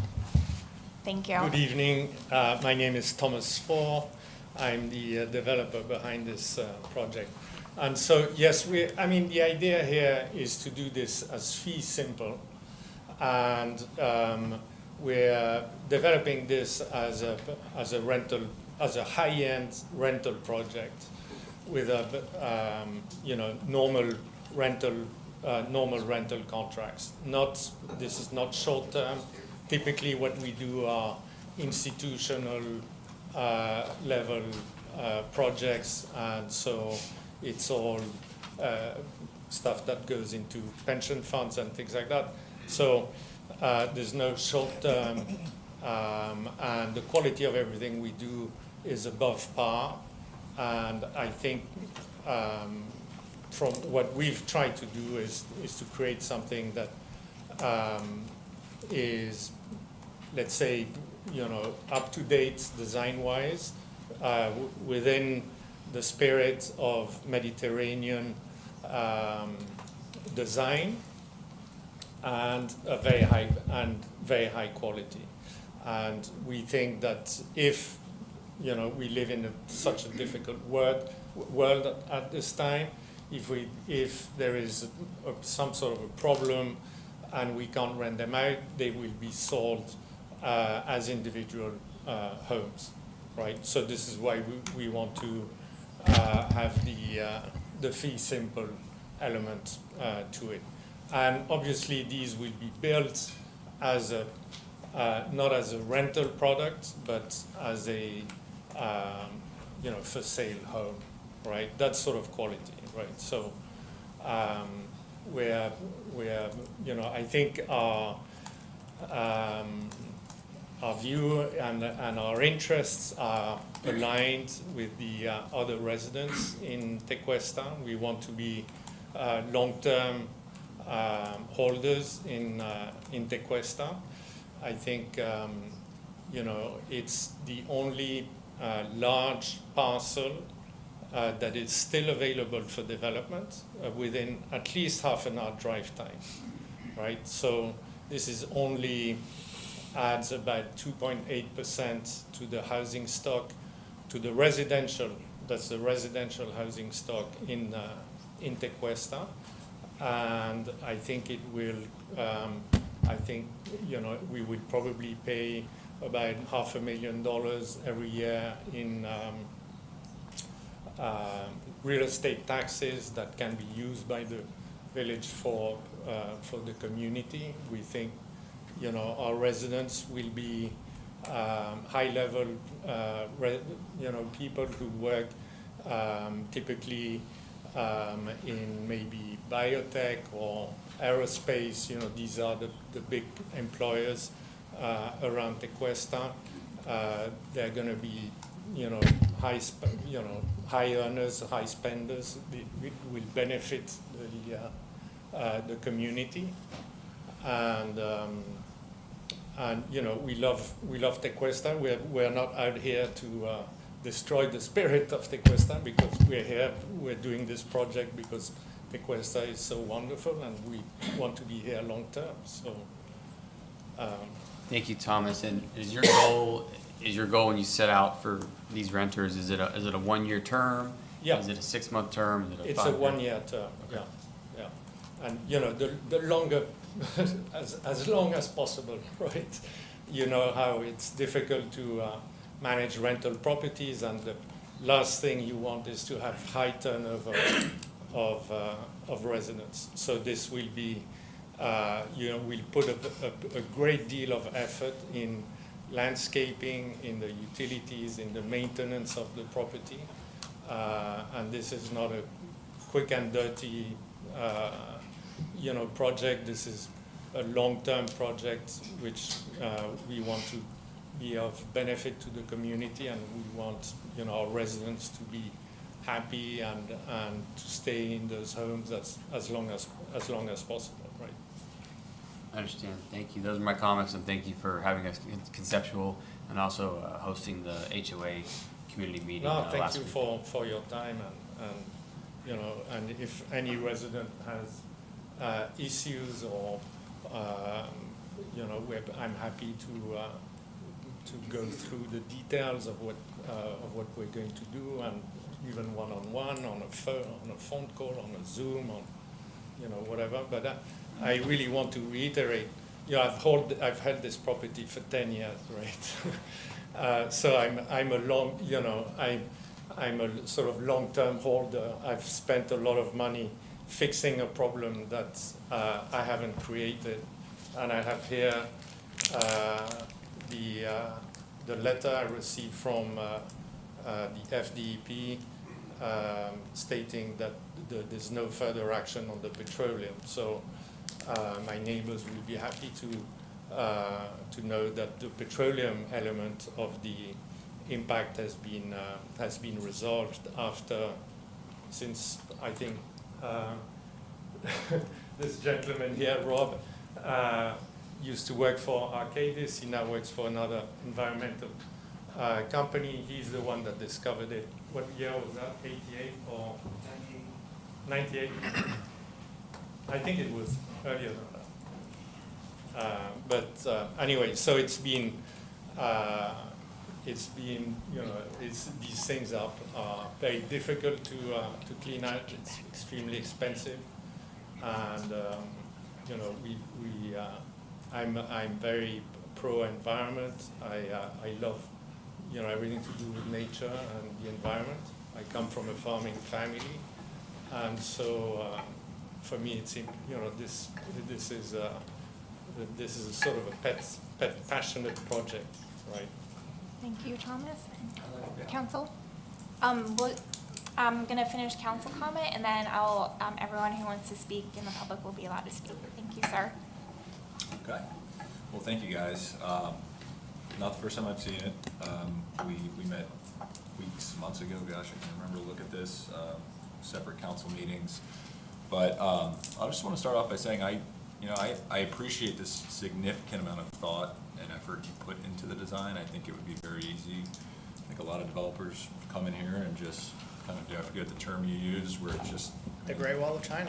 Great Wall of China. I think it'd be easy to do that, and just kind of, like you said, rinse and repeat, copy paste. But I appreciate the amount of thought you put in, particularly to the scaling of the buildings on the perimeter of the property. And I know these are just conceptuals, but if I assume that this is what it's going to look like, I appreciate the amount of trees, flora, fauna, and let's see. We expect to have more. This is. Yeah, my client wants to do a botanical garden in the middle of this. Yeah. If I put a botanical garden, you wouldn't see the building, so you have to play with the landscaping kind of when I get it. And the green space, I mean, again, I don't know if you're exceeding the green space requirement, which is awesome. And thank you for cleaning up the site. This site had some serious environmental issues that someone was going to address, but I appreciate you doing that. And you've owned it for 10 years, but this site has sat vacant for even longer than that. And, the reality of living in a beautiful place like we do, regardless of how you feel about development, this site will be developed at some point. It's going to happen. We live in Florida, and we live, in my opinion, the most beautiful place in Florida. But, we always strive for responsible development, and from what I'm seeing, I think this is, you're getting really close to that. I think it's responsible. I think there are some concerns that probably need to be addressed, which you know. You're probably also aware that we've received a lot of feedback from residents, which is great. I mean, we love to hear from our residents, and we love to hear the concerns. I live in Tequesta, but I don't live right next to this site, so it affects me, or could affect me differently than it can affect somebody who lives near it. But that said, I appreciate you taking the time to meet with the HOA at, was it Riverside Oaks? Yeah. What I would say, I would just really urge you, and I believe that you will do this, to continue working with the residents to address those concerns. I think it's possible. I think you've done a great deal of work and effort to try to kind of to get there before those concerns became concerns. But as you know, I mean, Tequesta is a place we really put a lot of significance into the character of our village, and I just think the more you can work with residents, which again I know you will, I've seen you guys are already doing it, as you continue down this development process, just, that's the biggest thing, is continue talking, communicating, making sure everyone feels a part of the process. I use the word continue because I know you haven't, and, you know this isn't gonna be easy, there's a long road ahead, but, Yeah, I mean, I think we have, our interests are aligned. Yeah. And so, where, people who are close to us, they don't want us looking into their property, but totally. we're the same, right? Yeah, no, totally get it. And for the people who are gonna live in the homes, they need to feel comfortable. Mhm. Otherwise, they're gonna go somewhere else, so. I totally agree. I drive by this site quite often. I mean, County Line, there's a ton of single family, but there are other townhouse developments on County Line. This isn't like setting a precedence, this is nothing new. There's other multifamily and townhouses on County Line, so, And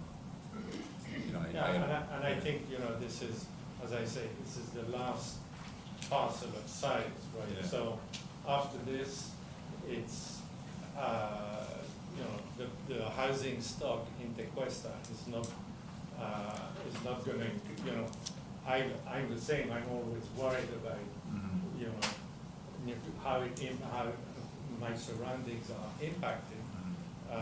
But I don't think Tequesta is gonna change going forward, because there's no more land to develop, right? And this is only, so there's 3,500 homes in Tequesta. This is 2.8%.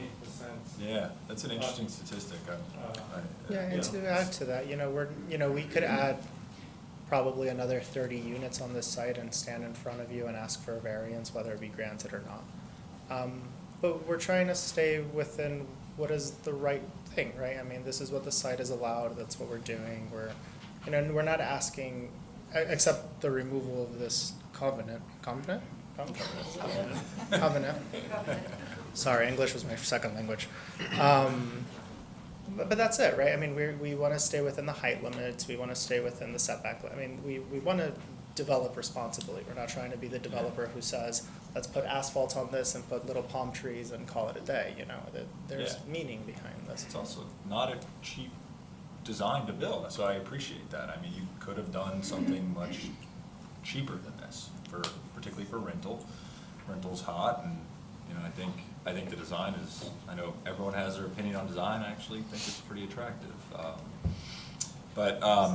So with that, and this is more just to our residents, because we always want to address your concerns as well, and it's hard by email sometimes to get that message across, but I know most of our residents know that the village and we on council, we can't deny a property owner's right to develop their property, particularly when they're meeting code or in certain cases exceeding it. What we can do is ensure that developments comply with our code, and that we maintain, or even in certain situations, enhance the character of our village, which again, I think it's a great design, and I like it. And again, I don't want to sound like a broken record, this is the last thing to say, but, we live in a beautiful place. Development is always something we're going to be, I hate to use the word fighting, but it's something that's just a reality of being here.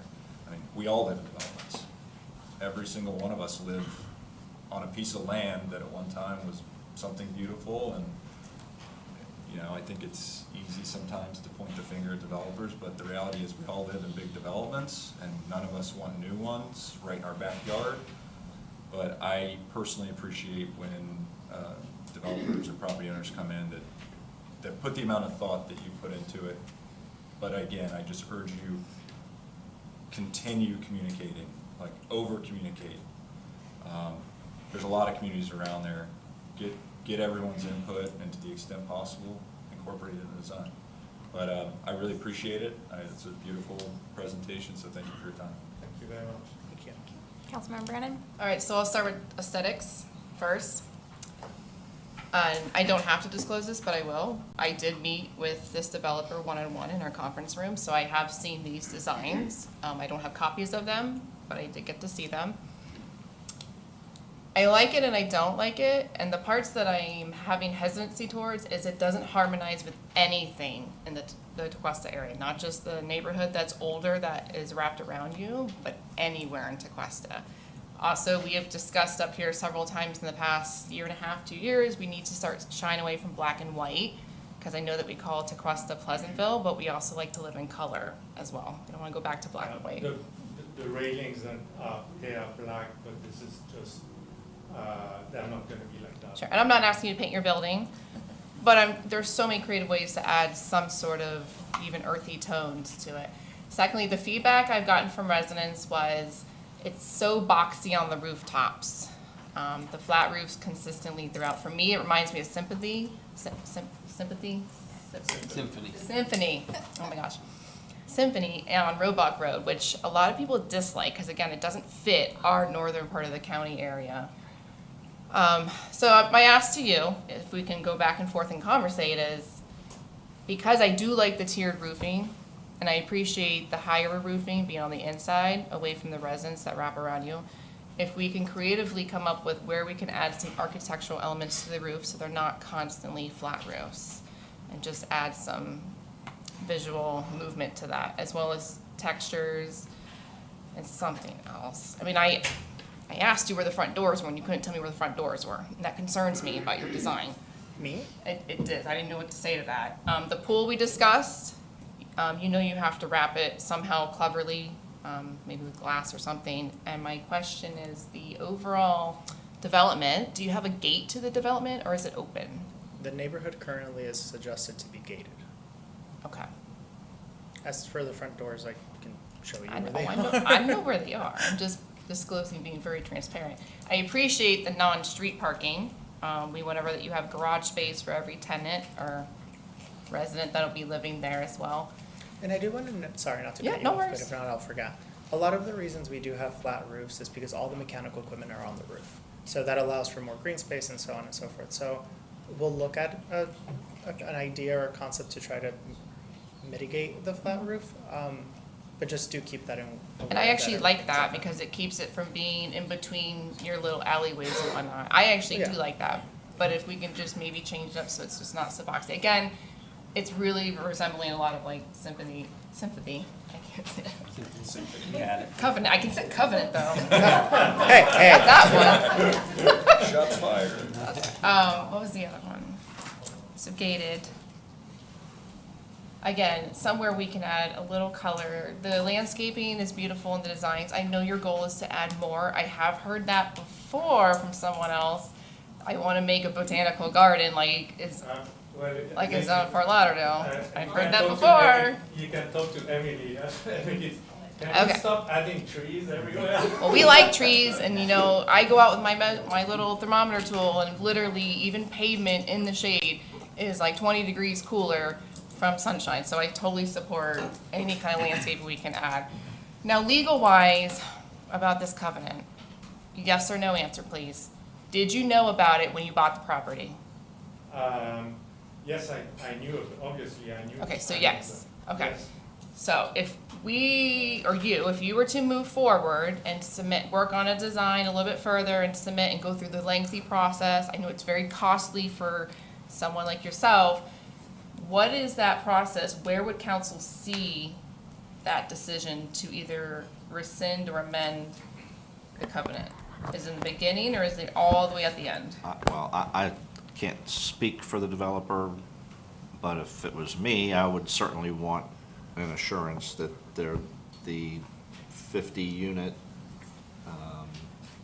two-story restriction had been rescinded before I expended a lot of resources. The language of the document requires a majority vote of the village council to release the covenant or any amendment, so.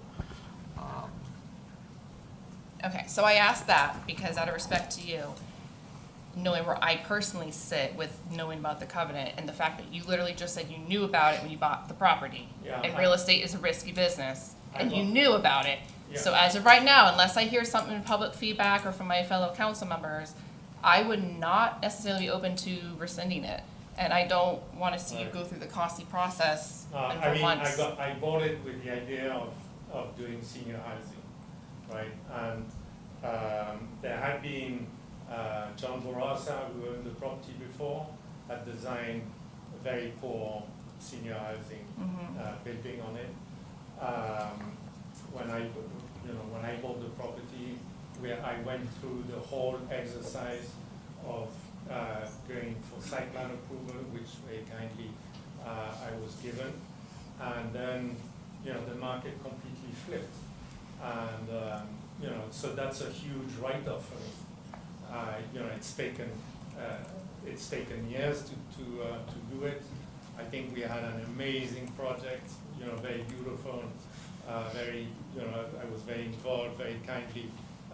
With Keith, we rewrote some of the code to make it possible, and so my idea was to do senior housing. Now the market is completely changed. You can't get the staff. It is just. And I completely understand that. I really do. I mean, I feel the medical lacking in our community. My concern is, with a real estate investment, that's a risk. So if you purchase a property knowing it's supposed to be a nursing assisting facility, but if heaven forbid that concept doesn't work, you have limitations tied to that property. So I'm just concerned why you wouldn't foresee in the future. You were so locked in. Secondly, last question, yes or no? Was it you that brought in a couple of years ago a townhouse concept that had street parking? It was on that property, because I know we discussed, because you had the toxic land was empty because of that reason. It wasn't officially in a meeting. Again, you were meeting with people behind the scenes, and I remember seeing that layout, because council had concerns about the street parking. There's lots of people that want to buy the property. I have offers from all the national builders, the big companies like D.R. Horton, etc. And they've been, I can show you what they want to build. It's not, it's Yeah, not so I also asked that because I wouldn't expect this property to sit empty, and the county doesn't own it, the village doesn't own it, so I don't expect it to become a school, as charming as that concept might be. I expect you to eventually build something, but again, if it was you that came in, since you've owned it for 10 years plus, it had to have been you then, or a representative for you, came in and presented one-on-one to council a concept of townhomes with street parking. It was dense, I remember that. And you had the toxic land area was just grass, because you were concerned about putting housing on that section. Now, I know you've cleaned it since, so I'm just trying to figure out your timeline here of where you're going. And again, just to end my comments, as of right now, unless I hear differently, I would not be in favor to rescind that covenant. And I don't want to waste your time or money and have you spend months and months and months. If I may. Yep. I respect the stance you're having on this. I do. Mm-hmm. The reality is, though, for example, Tequesta 50, 60 years ago, they were all farmlands. Yep. Land changes over time, over markets, over need or stability, or whatever way we want to frame it. So to say, oh, you knew about the lot when you bought it and it had to be an ALF, and you have to build an ALF because that's what you knew, it's kind of, I don't know exactly the word, but land changes, right? Sure. I mean, we all live, like my house was on top of a pineapple grove, right? Who am I, or who is anyone to say, nope, you can't build here because it's a pineapple grove, that's what it was approved for, and that's it. You bought the land, you knew it was a pineapple grove, you keep the pineapple grove. We as a society, we as a community have to evolve and make sure that we evolve responsibly, it's another word, within the rules and guidelines that the city sets forward, right? The lot is zoned the way it is, so it's not like we're coming in here and saying we want to zone it commercial and we want to put a Wawa in the corner of it. We're keeping the ideology and keeping in respect what the city has dedicated this site to be. As far as an ALF or not an ALF, that market died. I mean, I have a client who's the largest ALF probably in the country, and they're selling properties left and right because they can't find anyone to fill these voids. So we can build an ALF tomorrow, but in 3 years, it will be sitting as an abandoned building. And then we'll sit here today and say, what do we do with this eyesore? Because we can't get it. I mean, hospitals are starting to close down because they can't find nurses, right? They're shipping nurses all over the place.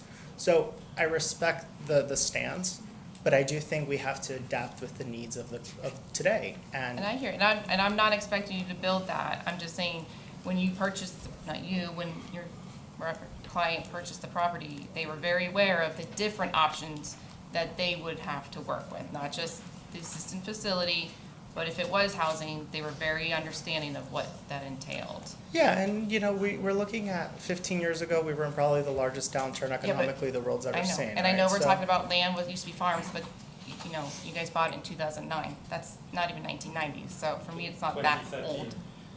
Okay, 2013, so 11 years ago. That's even worse in my opinion. Well, but, I mean, All right. but we can have this I debate. I like a lot of the elements. If you do move forward, I'd like to see just a little more on the rooftops to break it up a little bit. But I do very much appreciate the tiered roof lines so we don't just get straight boxes. I do appreciate that. I mean, also the area was zoned 220 units per acre, right? Mhm. So this is what the city. Yeah, has so I planned. understand it might be housing, and I'm fine with that. Okay, anything else, Councilmember Brandon? No, ma'am. Vice Mayor? If I could ask Jay to come to the podium, just have some questions.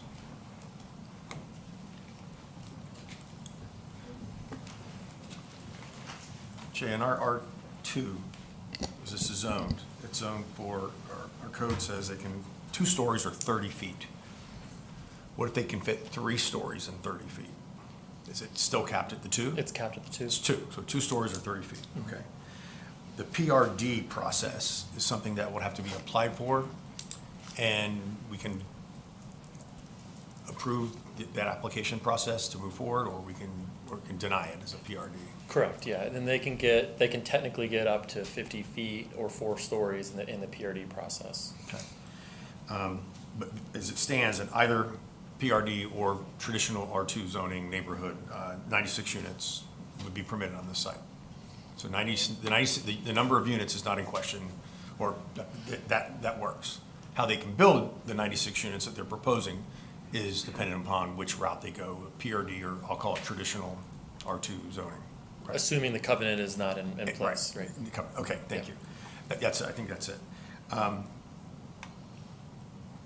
Never, and again, back to the applicant, thank you very much for your investment for 10 years, 11 years within the village, carrying it to clean it up, paying taxes with not generating real estate and any income. I understand that. So thank you for taking an interest in the village. When we met, again, in transparency, and I am nothing but transparent in this chambers and anything that I vote on, we met, and I appreciated it. And first glance, I was excited. I love the way the architecture is, consistent with some comments from my colleagues. I love the way the architecture is. I like the two stories and not so 3 stories at the time. I liked all that. So I think it's great. My concern is this, we can build 96 units based on public feedback that I've received, I think my colleagues have received. Allowing you to go, or supporting the use of a PRD, well, it's a legal maneuver, or whatever the proper word is, a legal process to go through. I just don't believe that that's the right process for this parcel. That type of waiver, or that application process, which will allow you to go up to 50 feet, I would never support something like that. You're right close to it now. You're at 3 stories and you're at 31.6. So you've got to go PRD. Your comparisons of the neighboring neighborhoods about how far they are set back, I understand that. But if our setbacks in R2, I don't believe this is a PRD. This is not. We're going to be discussing later this evening different overlays, and that's where a mechanism like this would do. So I don't support the excessive height. I don't support the limited setbacks per the R2 zoning, and my understanding is those 2 things don't meet R2. I do support the 96 because I can't take that away from you. But moving forward under the PRD, I can't support that at this time. So I like everything that my colleagues have said, but I am not supporting the PRD process. If you can make this work, 96 units, building it in a traditional manner, there's nothing that I could ever do to say no to that, because you built a code, you built within zoning, you built within all that, and we're not going to get involved in a lawsuit for that. But allowing a PRD, I don't believe that this is the right parcel to utilize that. I don't think it's the right neighborhood. Not even getting into the traffic concerns that have been communicated to us. I can only support this. Right now, I'd like to see you come back and how can you do it in a regular R2 zoning and not doing the PRD where you have to go 31.5 feet. So kind of where I'm at right now. I don't want to keep droning on and on, but right now it needs to be done under R2 traditional architecture, traditional building conditions, and you got to get it back to 2 stories. I'm not sold on the 3 while I like how it looks. I just don't know if that's the right place for it, so. So your code, section 78174. Can you speak into the microphone just a little bit more, please? Sorry. Your code 78, section 174 states as number 6 as one of the general, I need to put this closer because my contact. General exceptions uses, special exceptions uses in an R2 districts as follows. Number 6, multiple family dwellings in excess of 2 stories or 30 feet in height to a maximum height of 3 stories to 35 feet. That's in your code. Okay, but the operative word, I've heard you start with special exception. Yeah, it's a special Okay, it's a exception special that's exception, which allowed we would have to within your approve. code. That as a council, as a body, we'd have to approve that. I don't think this is the parcel where I'm willing to stick my neck out on a special exception, even though it may be part of the code, it's a special exception, which would require council approval. So again, I don't want to debate you back and forth. I'm just telling you that if you can build this in a traditional manner, in a traditional R2, I won't support a special exception, now, unless I hear compelling arguments from the community or from my colleagues. And that's kind of where I'm at. So I don't want to have a back and forth because we've got a lot of public comment here. No, of course. It's Our understandable. neighbors have 3 stories, right? So our neighbors to the south have homes that have 3 stories. Okay. All right, thank you. That's it. Okay. First of all, I want to say that's probably the most thorough conceptual presentation I've seen, I think, since I've been on council. You do not have to do that. I really appreciate your efforts to communicate early with us and the public. I did meet with you guys at Village Hall with our community development director. You met with neighbors, so not everyone does that. So I really want to, applaud your efforts and getting the word out there and starting to communicate with everyone at this very, very early stage, because you're not required to do that. So I appreciate that.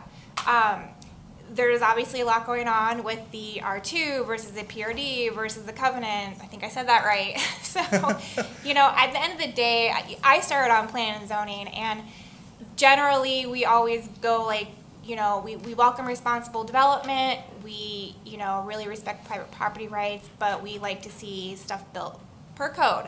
So that being said, I think, Councilmember Painter originally stated we did receive a lot of emails from the community just with concerns with additional height and density. So whatever you choose to do, please keep that in mind going forward, because, the resident input and feedback is heavily weighed with decision making. And the part of conceptual is giving you feedback on the building, so I'm going to do that as well. I do think it's a beautiful development. I think, you did a really good job with the massing of the buildings. You did take that into account, and so, to try to provide privacy and not just have these blocks, I think that's really nice to see. And there was a lot of, thought put into the entryway, the viewpoint from county line. You kind of look way back to, I think it's the clubhouse. You don't have, building right there at the entry. So there's, in all the landscape areas for tenants, there's a lot of nice features you put in there to make it a very unique and special property. So I do think a very, no matter where you land with the buildings, I think a very healthy landscape buffer, probably more than what code requires, would be nice to just kind of hide it a little bit and blend it in, and so it's not as intrusive to the surrounding areas, which is, a lot of single-family homes around there. And like Councilmember Brandon said, I'm a broken record with this. I know some of our land planners in the room have taken note and start to listen. I am a little exhausted with the I know you said it's Mediterranean, but it's a little modern, like the boxy modern with, the white and gray and beiges and black with the wood accents. A lot of the single-family homes we see going up look like that. I do think it'd be nice with what you have now, you could add some, it's like modern Cape Dutch style, and so it could add a little bit more elements and really work with what you already have to soften it up a little bit and just not have that kind of modern look. I just don't think that's a good fit, especially at the location it's at in the village. And then something to keep in mind too, we're a very bike and golf cart friendly community. There's families bike to school or golf cart to school, to summer camps, to all our village events. So it would be nice to maybe have some accommodations within the development, so the people moving in really do feel like a part of the community overall, and can golf cart and bike to all of our events and schools and camps. And that's all I have. So thank you. All right, anything else, council? Then I'll open it for public comment. Thank you. Thank you. Thank you. Thank you very much for the time. Thank you. Right. Okay, we have Dale Bellis. I think Dee left. I don't see her. Dale. I think she's gone. Okay. Scott Tedford.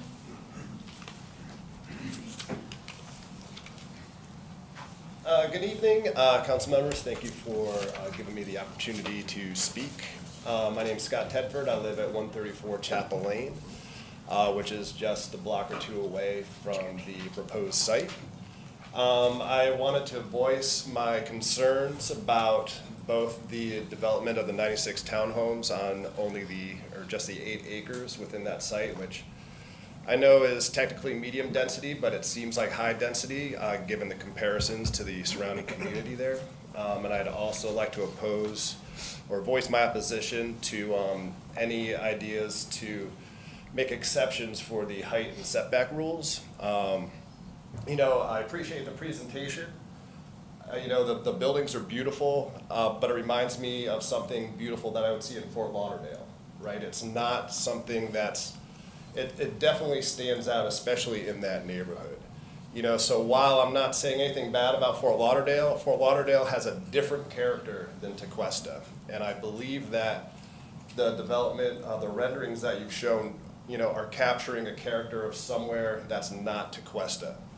So my concerns are, a couple. First talking about the diminishment of the character. I think that particular design would diminish the character of that single-family neighborhood. And then I think there's a danger there of losing property values within that area. Secondly, a main concern would be traffic. I feel like I'm already taking my life in my own hands, walking my dogs on County Line Road. Somebody might have seen recently, there was actually a car that drove through a fence on the north side of County Line Road with screech marks up to it. And I'm thinking, well, if I had my dog right there, I could be dead. So, the addition of 96 townhomes, an average of probably 2 cars per home, that's a couple hundred cars right there. I did notice in the renderings that 75% of those cars are apparently Porsches. So, we all, I'm sure, responsible Porsche drivers in this room, but not everyone is. So, also peak times right now, County Line Road backs way up with the train, with the school buses, et cetera. So basically to recap, I just think it's a mistake to allow any exceptions for this development. One other important thing I'd like to see addressed is the possibility of green infrastructure. You mentioned maybe a botanical garden. When you see just a grass lawn, everything that we do on our land affects our water, which is the main source of our economy, the Indian River Lagoon. The more grass lawn you have, the more fertilizers you've got, it's all going to run into the Indian River Lagoon.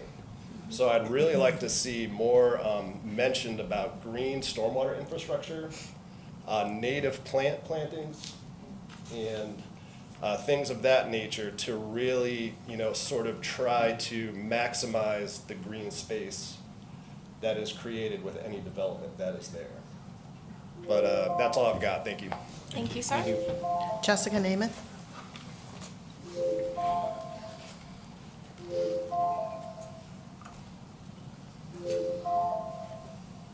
Hello, Jessica Namath, 20 Shady Lane. I would like the covenant enforced. That's really, I think, all that I need to say on that. I would be curious, though, about things aside from just petroleum, like if arsenic or any of those things were cleaned up as well, and would love to see that. But may I ask a question to you, Madam Chair? Yes. Mayor? Do we know if this has anything to do with the Jupiter Hills Country Club, the housing that they're, I guess, have been the project that they have going that they're talking about subsidizing for their workers, their seasonal workers? I don't know not anything about that, but we can look into it and get back to you. Okay. I would also like to just... No, we'll just do public comment. Thank you. Okay. I would also just like to point out that the county line townhouses are on the east side of the train track, from, if I'm remembering correctly, and I think that we've kind of defined the train track and being east of it as our like commercial district, so to speak. And so again, this is very much residential, and I have equally heard the concern from residents for themselves. Martin County residents, I think, live on the north side of that street, and I think that their concerns are valid, because what if they go back and then decide they want to build something, egregious? I think that working together would be nice to include them as well. I know there are concerns for the wildlife in that area, because it is nearly adjacent to Jonathan Dickinson State Park, and so anybody that's grown up on the north side of County Line considers JD like their backyard. So you've got coyote and gopher tortoises and possums and armadillo and all those things. And again, the traffic, I think, is concerning for everybody. I've heard it even backs up beyond Chapel, which somebody pointed out you grew up on also. So they were concerned, with what your thoughts might be, or how you would feel if, when they're waiting for the school bus or whatever it is, there's a line of traffic extending west. So I think those are my concerns, but for the bottom line is just that I would ask us to honor the covenant. Thank you. Thank you. Gordon Ripma.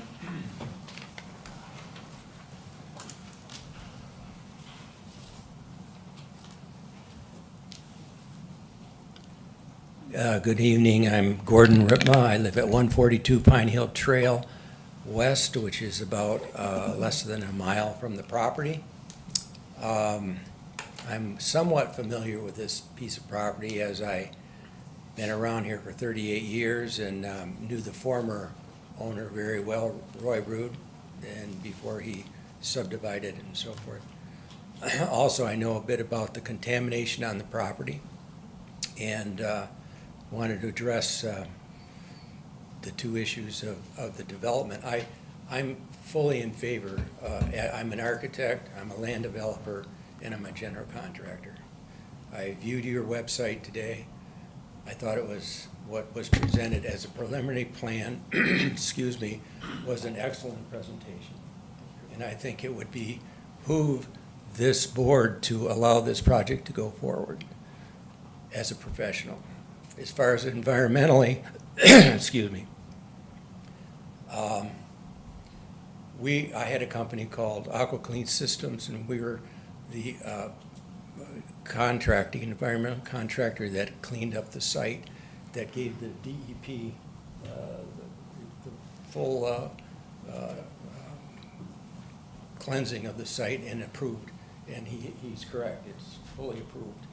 Was done properly. We did the project prior to you there. Okay. And that was for the hydrocarbons. They had an air sparge unit on the property for years, and it couldn't clean it up. That was the fuel farm for the hydrocarbons. Roy had where he put fuel in his tractors and all those pieces of equipment. That went into the soil, couldn't be cleaned by air sparge. We went in with proprietary technology and we cleaned it up in a very short time, which allowed the DEP to approve the site. The second issue is arsenic. I read on your website today that some people are concerned about arsenic.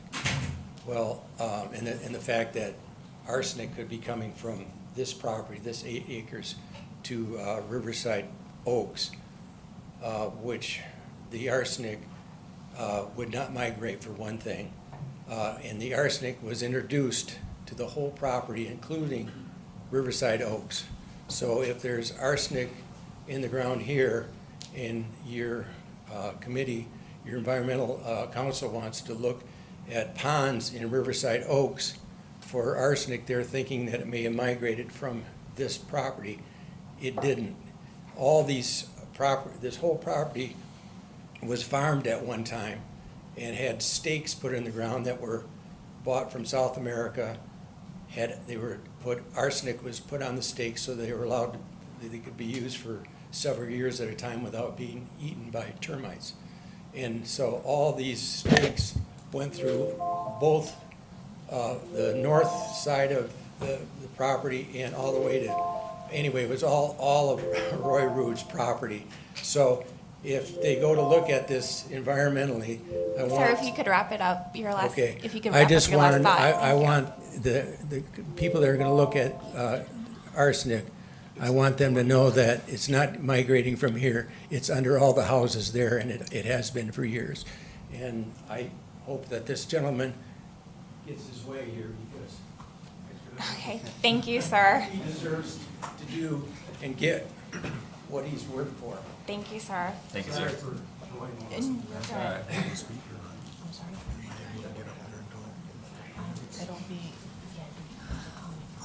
Lori, any other guards? Yes, I'm going to fill out one. His name is Ron Scarotto.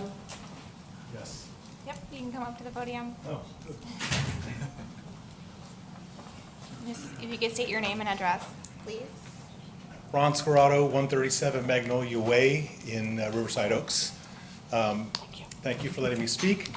I've been a resident of Tequesta. I moved here in 1997, lived in North County all my life.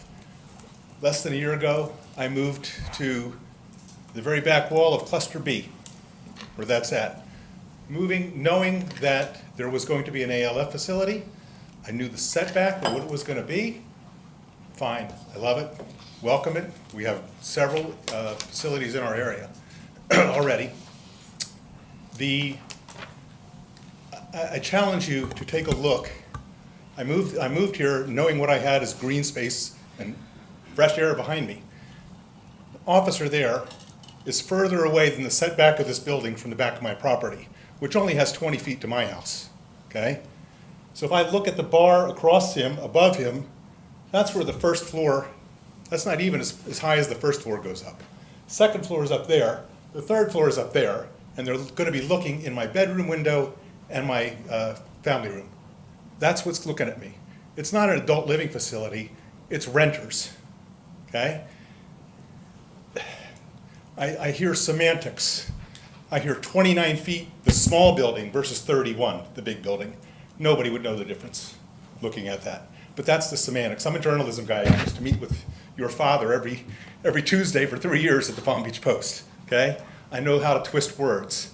The setback that was at my house right in the middle there, he shows 24 feet. It's not that. So yes, your aerial is a little bit off. And you pointed at the back end of the patio, not where the family room is. We talk about the high-end people that are gonna move in, all right? Kratos Defense, Florida Turbine Technologies is in Botanica. Beautiful facility, beautiful surroundings. They're trying to hire 150 engineers, high-end engineers, and they can't because they can't afford to live here. They just met with one of the representatives about that. They have no affordable housing for them to move here, and they're high-end, okay? They're trying to pull from NASA and other places around the country. Can't do it. We look at, Tequesta Terrace, Brookdale, they're right here in Tequesta. They're not having a problem. I checked my in-laws into Addington Place last week. They're raising their rates because they're at capacity, okay? So the problem of not having people to fill ALF, I don't see that. You may, but I don't see it. The fact of nurses, I mean, look at the growth of Jupiter Medical Center. It's expanding exponentially. New additions, new construction, they're not having a problem. They're doing great. So the fact that we can't hire nurses in here, I think that's a falsehood too, all right? I see the inside cluster looks great. I have no problem with it. When you put the outside cluster, it changes everything. The inside cluster represents what the original intention of that land was gonna be when I moved in here. And all I'm gonna say is I've talked to my realtor. They said that my property value is gonna go down $200,000 when that goes up. And I'm not in favor of it. Thank you, sir. Thank you. Maria Sapiri?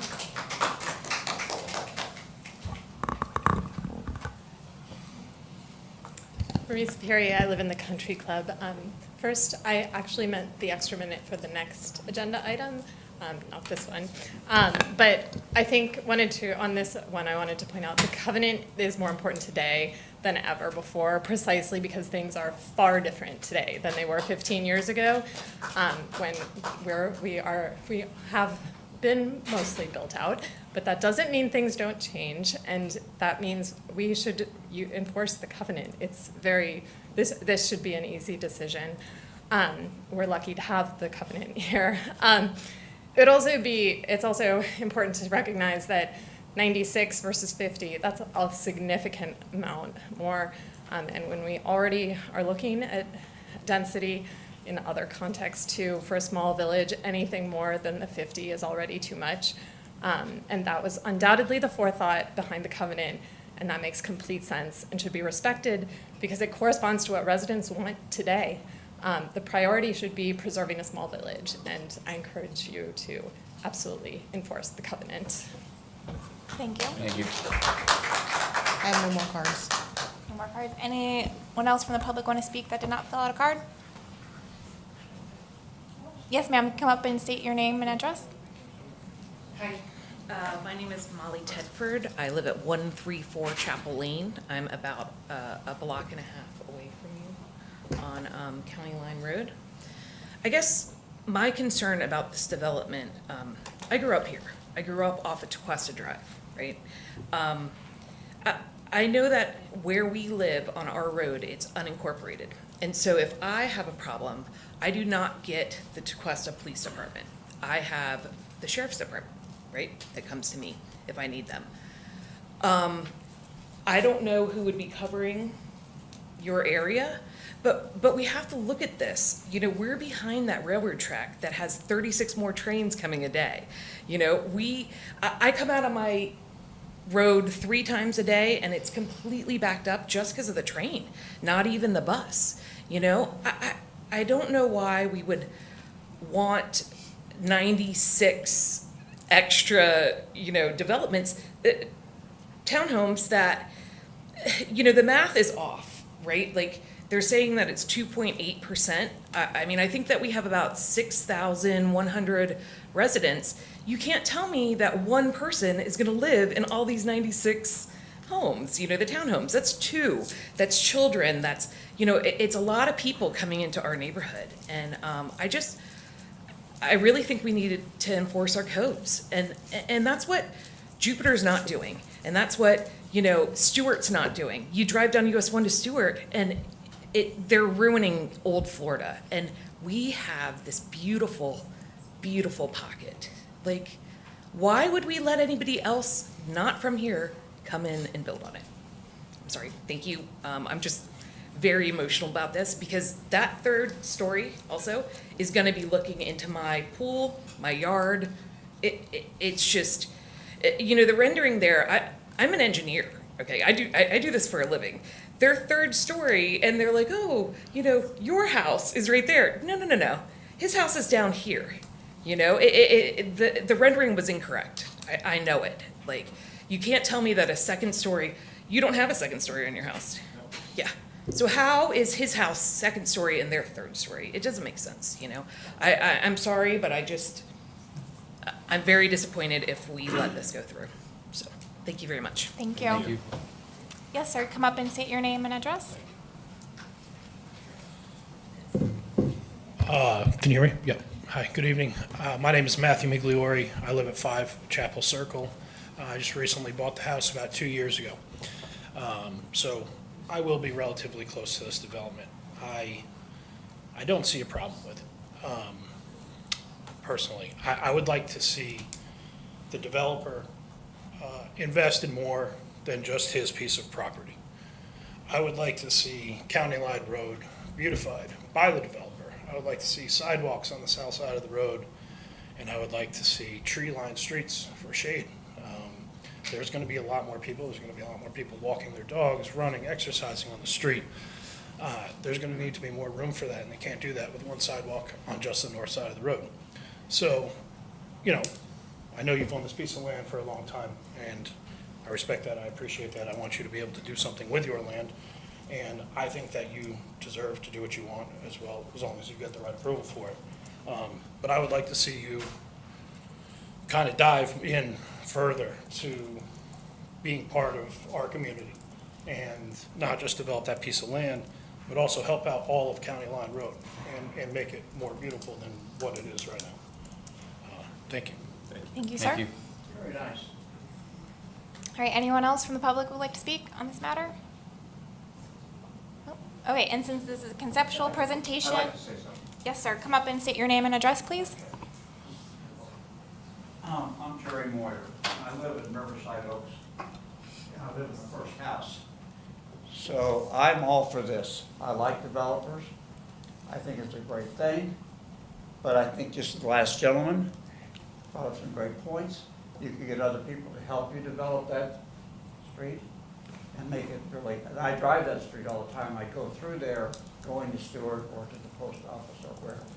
So I think it's a great thing to have a new development. Whether it gets 96, 72, or 50, that's not up to me. But I just like development. And I think to pick it apart and be a nitpicker is not what happens. The $500,000 is an amazing number, if that's the number for the tax base. So I really, and Gordon Ripma is my personal friend. I met him when I first moved here 20 years ago. I lived in Jupiter Hills. I moved to Riverside Oaks. My wife wanted to move a new house. I live on the first house. I'm 88 years old. And I like deals. And I heard about you from a long time. I don't know you, but I just can see, and you're an architect, you're going to do the right thing. So that's all I have to say. I think it's a great meeting, and thank you. Thank you, sir. Okay, anyone else from the public? No. And one question that did get brought up from public was about something with Jupiter Hills. Thomas, is that something you can address now, or do we need to get back to the? There was a question about Jupiter Hills, any connection with that. Could you come up to the podium if it's something you can answer now? We have nothing to do with Jupiter Hills. We're not involved with any other projects within Tequesta or north of us. Okay. So, all right. Thank you for confirming that. and the other thing I'd like to underline is we're gonna have a tree buffer, and it's gonna be substantial, and trees are taller than 3-story homes. Okay, Thomas, I don't want to cut you, but we really have to move on our agenda. So we've gotten a lot of good feedback tonight. Again, thank you for your thoughtful presentation. And since this is a conceptual presentation, council is not taking any formal action. We are going to move on to the next agenda item. Agenda item 15, ordinance number 01-24, first reading of our overlay districts. Keith, it's all yours. You guys want to come back in 10 minutes after I've finished reading the title? Should be almost done. I feel like I've done this before. Ordinance 01-24. An ordinance of the Village Council, Village of Tequesta, Florida, amending the Code of Ordinances of Chapter 78 zoning to adopt new overlay zoning that implements certain recommendations contained in the October 2022 Village of Tequesta Commercial Corridor Master Plan as prepared by the Treasure Coast Regional Planning Council and adopted by the Village Council on November 10th, 2022. Specifically amending the following sections: 78-4 definitions, adopting new definitions for formula business, formula restaurant, formula retail, overlay district, facade transparency, and civic open space. 78-96 discontinuance of nonconforming uses by adding language to explain the continuation of nonconforming uses in an overlay zone. 78-176 C1 Neighborhood Commercial District by adding permitted and special exception use regulations applicable to overlay zoning. Section 78-177 C2 Community Commercial District by adding permitted and special exception use regulations applicable to overlay zoning. Section 78-178 C3 General Commercial District by adding permitted and special exception use regulations applicable to overlay zoning. Section 78-180 MU Mixed Use District by adding permitted and special exception use regulations applicable to overlay zoning and resolving any conflict between MU zoning and overlay zoning in favor of overlay zoning. Further creating an entirely new Article 6, Division 3 entitled Overlay Districts with new code sections 78-201 through 78-204, adopting section 78-201 Tequesta Drive overlay, creating and defining this overlay district, providing purpose and intent, providing design setback, facade, parking, formula business and restaurant, open space and landscape guidelines, providing for payment in lieu of certain open space requirements, providing for waivers, resolving any conflict between general regulations and overlay zoning regulations in favor of overlay zoning regulations. Also adopting section 78-202 U.S. Highway 1 overlay, creating and defining this overlay district, providing purpose and intent, providing design, setback, facade, parking, formula business and restaurant, open space and landscaping guidelines, providing for payment in lieu of certain open space requirements, providing for waivers, resolving any conflict between general regulations and overlay zoning regulations in favor of overlay zoning regulations. Also adopting section 78-203 Village Center overlay, creating and defining this overlay district, providing purpose and intent, providing design, setback, facade, parking, formula business and restaurant, open space and landscaping guidelines, providing for payment in lieu of certain open space requirements, providing for waivers, resolving any conflict between general regulations and overlay zoning regulations in favor of overlay zoning regulations, and adopting section 78-204 waivers, to provide a process for obtaining waivers from the Village Council from certain overlay district requirements, providing for an application, providing criteria for granting of a waiver. Providing each and every other section, subsection, chapter 78 shall remain in full force and effect as previously adopted, providing conflicts clause, severability clause, authority to codify an effective date and for other purposes. I think this is first reading again. Correct. Very good, very good. Good job. You drink the water. Way to clear the room, Keith. Thank you. Right, Jay. So Jay Hupsch, Community Development Director. Jeremy, oh, there we go. You're good, you're good. So we're presenting the zoning overlays. Here's a list of all the presentations we've done. I'm not going to bore you again with another long presentation. I think we've July 1st and July 29th. I think we really hit on a lot of the topics. Unfortunately, if there's any residents here that missed that, they might have missed some very important discussions and presentation, but certainly can answer any questions people have at the end of this presentation. So just going to give you an update on what we've changed since the workshops after input.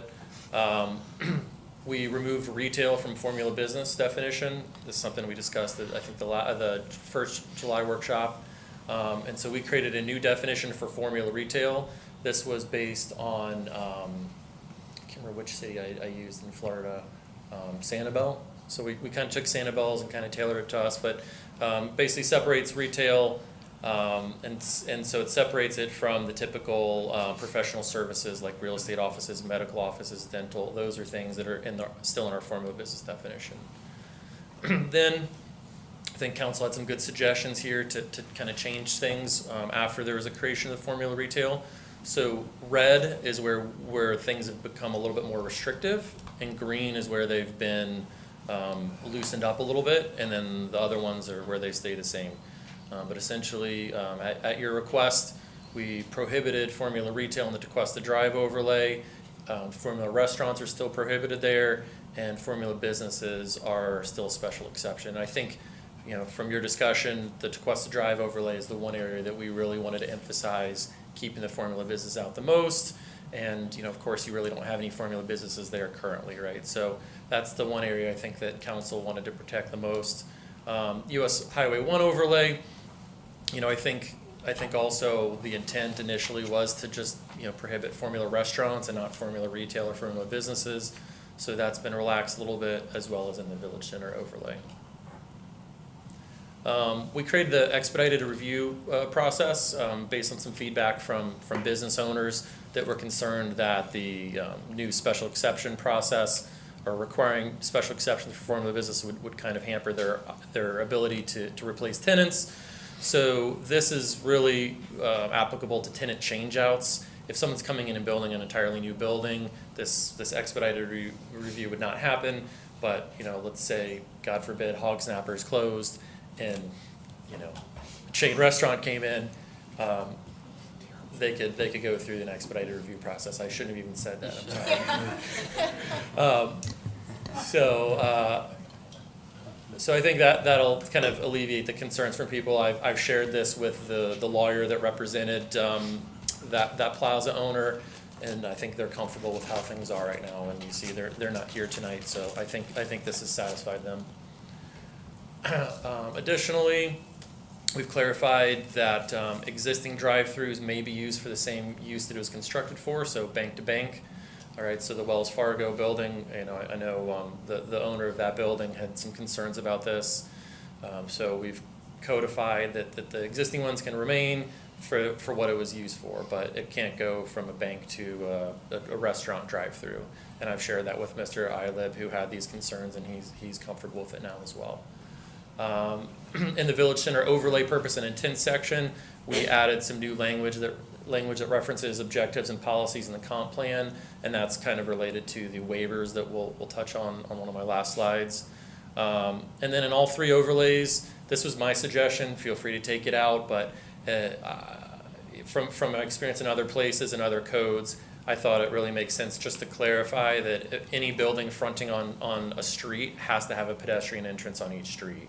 So that's just good urban design. You don't want to have, you know, a double frontage building where there's, you know, openings here and then just blank walls here. So I think it's a good thing. Most of these type of codes have it, and that's just something that, you know, I wish I'd put in early on. I duplicated that slide, apologies. The other one is the waivers. So, you know, I gave a pretty lengthy presentation about this. You know, as I talked about, at all of the workshops during the master plan, every table, when they were designing their charrettes, wanted substantial open space at the Paradise Park property, right? And in the code, they also picked key priority civic open space locations. The only privately owned location was, again, the Paradise Park property. So how can we incentivize a developer to actually provide a very substantial civic open space? Right now, for those that aren't aware, it's 5% is the standard civic open space requirement. We thought it'd be a good idea to create this incentive where if you provide, you know, basically triple that, you're then eligible to apply for a waiver, where you can count 50% of your one-bedroom units as half for density, which also encourages, you know, a little more affordable housing, maybe some young professional housing, and then they could also be eligible to apply for a waiver for a partial fifth story. But again, this is just a waiver. It doesn't have to be granted. There's a lot of things that they have to show. They have to show public benefit. They have to they'd have to obviously have good design. If the council thought that the design wasn't good, you wouldn't have to grant that partial fifth story. Or if you thought the public benefit wasn't strong enough, you don't have to grant it. It just provides a mechanism where there's an opportunity for the council and staff to hopefully negotiate a very substantial civic open space. And as the mayor mentioned, when we saw, you know, Richard Florida, this expert urbanist, speak, he said people are moving to places where there's special things created, right? When people are working remote, he even mentioned, you know, a lot of them spend their time working in coffee shops, that they want to find good and interesting places to go, you know, work remote or spend their time. So, you know, I think this gives us kind of a tool in the toolkit. I think some of you have used that term to hopefully create a very special civic open space. And also the LPA recommendations. So these were actually not put in the draft ordinance. It's something the council would do between first reading and second reading. So if there's anything that you like in here and you want to adopt, you'd have to make it part of your recommendation tonight, and then we will put it in the code before second reading. So the LPA did vote 3-1 to recommend approval with these conditions. I believe council was comfortable with all three of the 1 through 3 here. Update the definition of civic open space to say it means an outdoor area maintained as an urban amenity and accessible to the general public during reasonable hours. Some people smartly brought up that, you know, we wouldn't want to have to require the civic open space to be open until 2 a.m. or, you know, 4 a.m. and that'd be burdensome on the property owners. So that was one. Section 2, just to clarify, the Planning and Zoning Board does look at waivers. Generally, they would, the way that things are written, but it doesn't hurt to clarify it, so nothing wrong with that one. And then number 3 is make it clear that while the village may allow dedication of civic open space for maintenance and operations, that we don't actually have to take on that if we think that it's too burdensome on the village. Number 4 was to reduce the size of properties eligible to request to pay in lieu of civic open space from 2 acres to 1 acre. Number 5 is to make it clear that civic open space cannot have artificial turf. Number 6 was to establish a criteria for when the 80-20 residential commercial mix can be relaxed. In the MU district currently, you can only have up to 80% residential, 20% and have to have 20% commercial, but it's kind of district wide. So they wanted to establish criteria for how that's done, but yeah, I think staff and Keith, I think it's kind of best left open-ended, but we're open to anything. Number 7 was to update the definition of waiver to say that it means a request to deviate from a specific code requirement where substantial public benefit is specifically recognized by the village council to justify the waiver, and a better design than the best possible design outcome under the code. And they wanted to clarify that the public benefit has to be identified in writing and approved by village council. Number 8 is the recommendation that they made for council to continue workshopping code. This is something that we actually did, right? So this came to council back in June for adoption. You heeded that advice to continue workshopping code changes with the owners of the Paradise Park property, and that's why we had those 2 workshops. And so 8 is really no longer applicable. And as far as process goes, so here's first reading, and second reading, if you decide to move forward, would be October 10th. We will do a what is it called, Keith? Financial impact analysis. The state requires those, I think, starting October 1st. So if you move forward, we'll create one of those and have it in the application package. And that concludes my presentation. Thank you, Jay. All right, council, open up for discussion.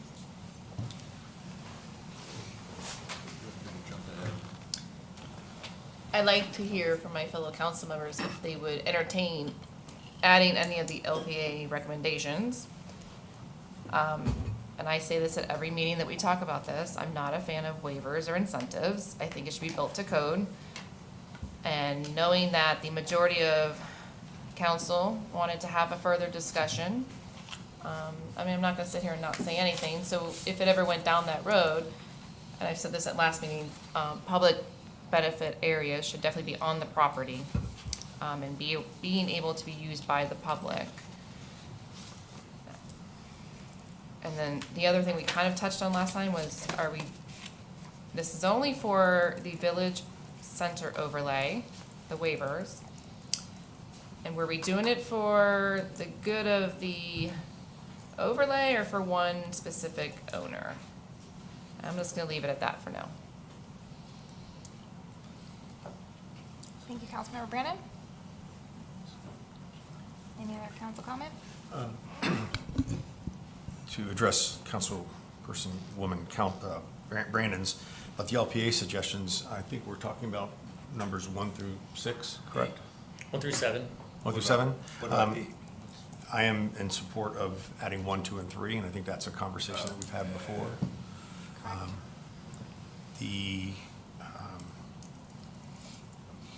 The overlay or the waivers, my understanding is we're talking south of Tequesta Drive, east of the railroad tracks.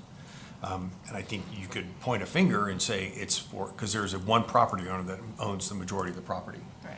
But if it was broken down individually, if there was 3 separate owners. I think this is the area, in my opinion, and I think there was consensus amongst the majority of the people that were discussing it, that this is where we would allow for that. Again, we're not approving waivers. We've said it before, and Jay said it, and I've repeated it. We're allowing somebody, an applicant, to come in and build exactly what we're asking them to do, to exactly what the comprehensive plan suggests. To take 15%, now it's in addition to the 5% open space that's part of the landscape buffer, correct? So they've got a 5% open space in their 25% landscape buffer and this additional 15%. So we're at 40% of this property will never be built on. 25%, there'll be no structure. 25% landscape buffer, correct? Can I clarify that? Yes. The way that it's currently written, the 15% is included in the total 30. So it's not above one. You could change that if you wanted to. Yeah, I think there's a little bit of discussion about that, but as written, that's not how it's currently written. So the 15% is part of the 25? We're just saying, okay. I thought we were talking, it was clear to me that they were giving up an additional 15% if a waiver was to be granted. 15% in addition to the 25% landscape buffer. So in theory, there's 20% of open space, 5% that can be contained within the 25% or 25 or 30% buffer. And I thought this was an additional 15. So in essence, that would make 40% of a property that can't be built on. That's not how it's written. That's not how it's written. That's not Okay, how it's that was my written. understanding, so thank you for bringing that up. Because that's why I was agreeable to even talking about discussions of allowing a waiver for height, because, again, I said, if you're looking you're looking at a one-dimensional view of this parcel, or any parcel, looking at 15%, but it's really 15% on however high they're allowed to build. So be it 4 stories or not, you're taking, 4 stories of that out. So I don't see how density could ever exceed based on taking that much away out of any type of construction. I'm not a builder, so I don't know. That's why I was comfortable with creating the ability to request a waiver, but I thought it was an additional 15%. I did not know that as that, so I need to rethink my position on that. Sure. Yeah, and they'll still have to provide the landscape buffer, so it's going to be tough for them to do that. I mean, they'll probably still be over the minimum requirement of 30%, because most of the landscape buffer won't be able to be counted as that civic open space. So they will, in all likelihood, have to eat up a portion of the interior portion of the property. Okay, so in theory, they're losing some buildable space. Yeah, you're still losing. Yeah, I think as you said, 5% of the civic open space can be provided within. Actually, can you check that, Keith? How much of the civic open space can be provided within the landscape buffer? I thought that was 5%. It's like the wording in the overlay district outside of the waiver with 5%. But it is included in the overall landscape open space requirement. Give me 1 second to look at something. Yeah, so there's lots of overlays. I have it right here. Do you want me to read it? Yeah, if you have Yeah, it. I'm still- okay. I'm They're the same in all the overlay districts. I don't know which one I'm in right now, but it says amount, under civic open space, amount required, new development or redevelopment, which adds gross floor area of 20% or more to the existing development is required to provide civic open space equal to 5% of the total site square footage. Civic open space shall count towards the required minimum landscape open space. And then it goes into different types of greens, plaza, playground, and the different, square footages that they need to be. No, I'm trying to find something different. It's the the sorry. landscape buffer section says Well, they may be reduced. Landscape buffers on the front and side may be reduced by no greater than 25% of each area to accommodate civic open space. So you can't use much of you can only use 25% of your landscape buffer to provide that civic open space, if that makes sense. Numbers. Yeah, it's a long day, so I can't run the math in my head right now. If it was 7 o'clock, maybe. but there's, is it not in this? I thought there was, or we had it when we were doing the workshops. I mean, there were images. It's in the master commercial corridor plan. There's images of what that looks like incorporating that into those areas.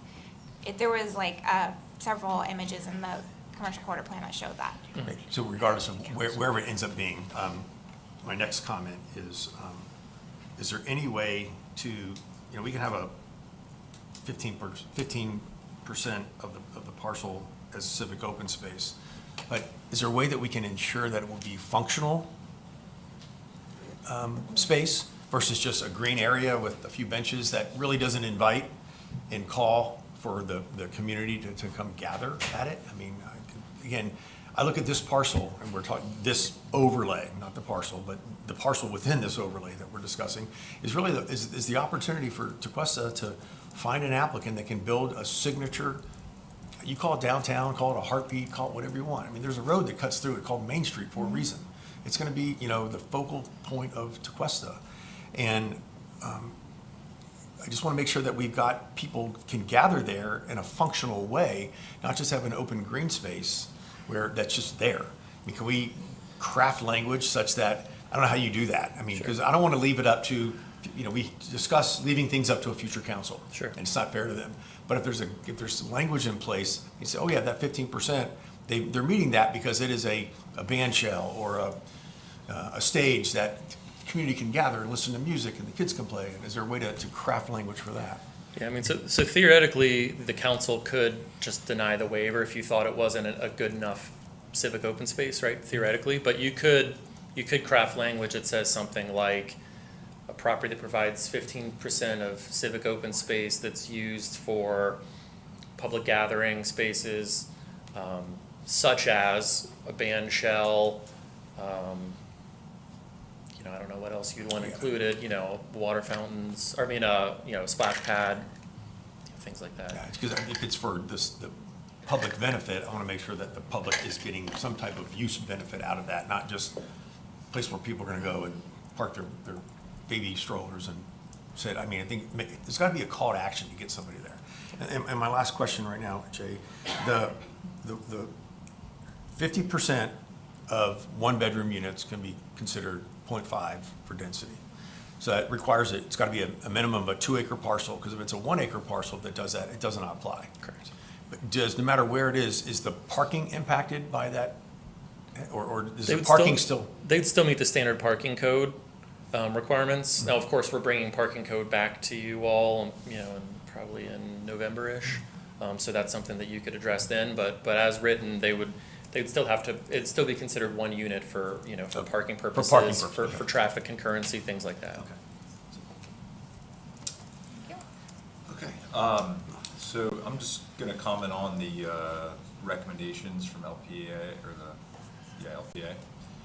Because we've talked about this quite a bit, so I think I've got my thoughts out. I think generally, so correct me, obviously 7 says new in front of it. Is it 1 through 6, we've already, this has been kind of floating out there for a little while? Yeah, so 7 and 8 were ones that were from the May PZB meeting. The other ones were from the March meeting, because we've had, Okay, and we haven't taken any action on any of these as of now, is that correct? They've just been kind of... No official action. I think you had, tonight the would group be our had said first 1 time. through 3 you guys were generally okay with, and then hadn't dug too deep in the other ones. Okay. And then, so 1 through 3, I would agree.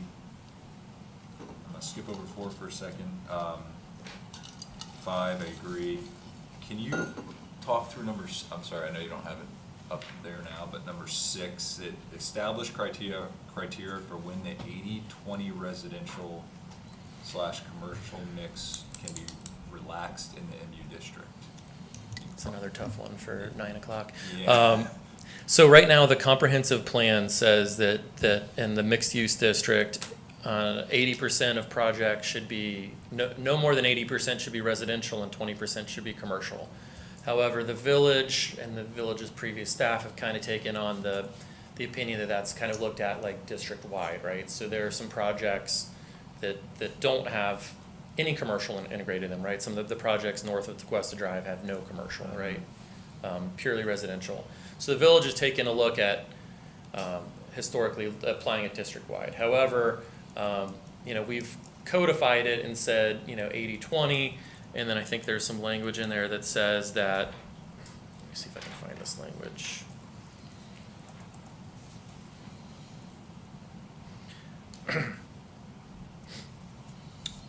So it says that, according to the comprehensive plan, there should be, residential uses should comprise no less than 20% and no more than 80% of the development or redevelopment. And then we said the village council may relax this requirement on a case-by-case basis when the development or redevelopment project parcels are too small to comply, or when other circumstances necessitate the need to provide a solely commercial or residential project.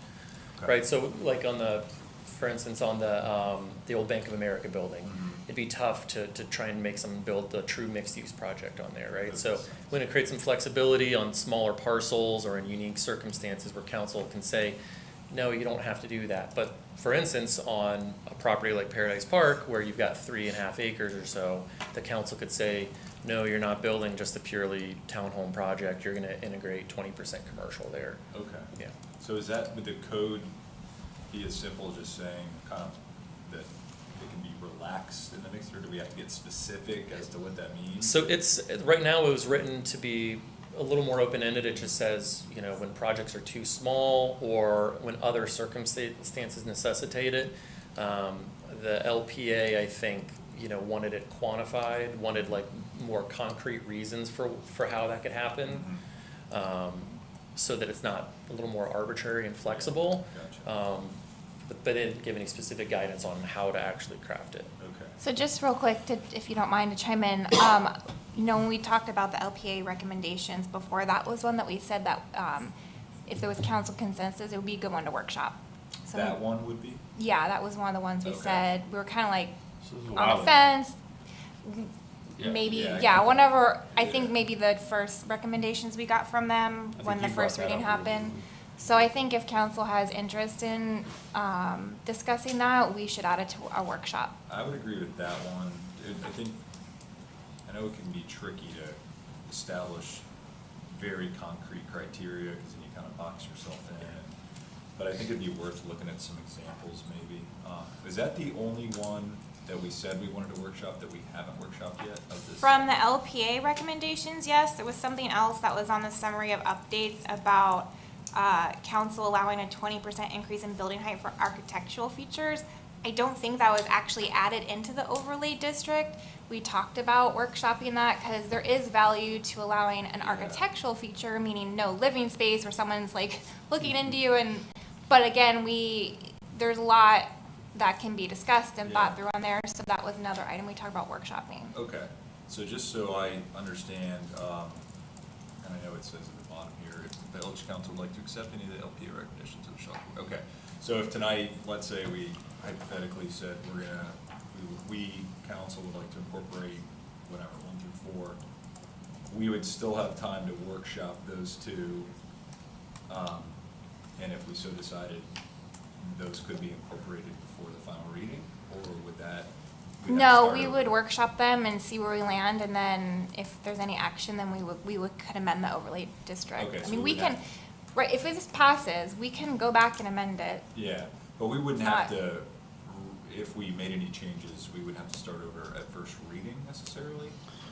For this, Yeah, yeah, I mean, I would my recommendation would be we've worked for 2.5 years on this Yeah. and have spent hundreds and thousands of dollars. So if anything's still in question, I mean, the bulk of this is what the community wants. Yeah. And we've worked with the community, we've worked with business owners, we've worked Yeah. with property owners. And so the bulk of it people want, so if there's anything else still for discussion, I would really recommend removing it, because I think we can do that. We can remove something, pass it, and then we can continue to workshop stuff down the road, or how does that work? If this gets passed, and so tonight would be first reading, presumably October would be second reading, whatever goes on the books is what goes on the books. If you make modifications, that's tonight for second reading, that's what will go on the books. If you want to workshop additional things like, the 80-20 or additional height for architectural features, that would be a new ordinance that would amend okay. this. That's So okay. that, which Got would it. go through the process, LPA, first reading and second reading. Okay, got it. And if I can jump in real quick, both of those are things that are technically not even in the overlays. So the building height thing would be just in our normal zoning code definitions. Okay. And then the 80/20 is in our mixed-use zoning district, so they're not actually in Okay. the overlays. Okay, thank I you. would recommend keeping the 80/20 the way it's written for now, because there's nothing in there now currently for it, so it's silent, but it's good to have what we have in there now. It's better than nothing. Okay. But like you said, if you want to direct us to continue workshopping it, we can do that. Yeah, I think it'd be good to workshop those two, whenever we have a workshop that has the capacity for it. All right, is there council consensus on workshopping the 80/20 mixed use? Seeing if we want to define that more, and then the potentially adding additional height for architectural features? Yes. Yes. Okay, Jeremy, you'll add that to our list, thank you. That's all I got. Okay, so payment in lieu of civic space, I don't agree with that suggestion, so that was number, was it 4? Reducing the size. Yeah. I don't support payment in lieu of the civic open space. I want to see that additional civic space, green space, whatever we're gonna call it. When we say civic space, that's the next one, artificial turf. I'm not understanding why there can't be artificial turf, but we could do a concrete or a splash deck or a wood deck or a concert area. I didn't know if the artificial turf was going for environmental reasons or if there's something else about how it looks. So that, unless there's additional language, I disagree with adding that to the suggestion. Or get more information on it, because I wasn't following why specifically artificial turf if we're gonna drop concrete. Yeah, and that was a recommendation from PZB member Sapiri, who I think will come speak tonight. So she can probably share a little bit more, but I think it was, especially in maybe the landscape buffer, not wanting to have the landscape buffer be used for that. So that's my thought. Okay, thank you. I know when we discussed it, oh, 1 second, please. I know when we discussed it, like, a couple meetings ago, we have a artificial turf ordinance, and so we kind of just decided we have that ordinance, and the properties would comply with that ordinance. Okay. Yeah. So would you like me to call P and Z member Superior up so she can explain the turf? Oh, sure. Or you can come up. Sure, that'd be great, thank you.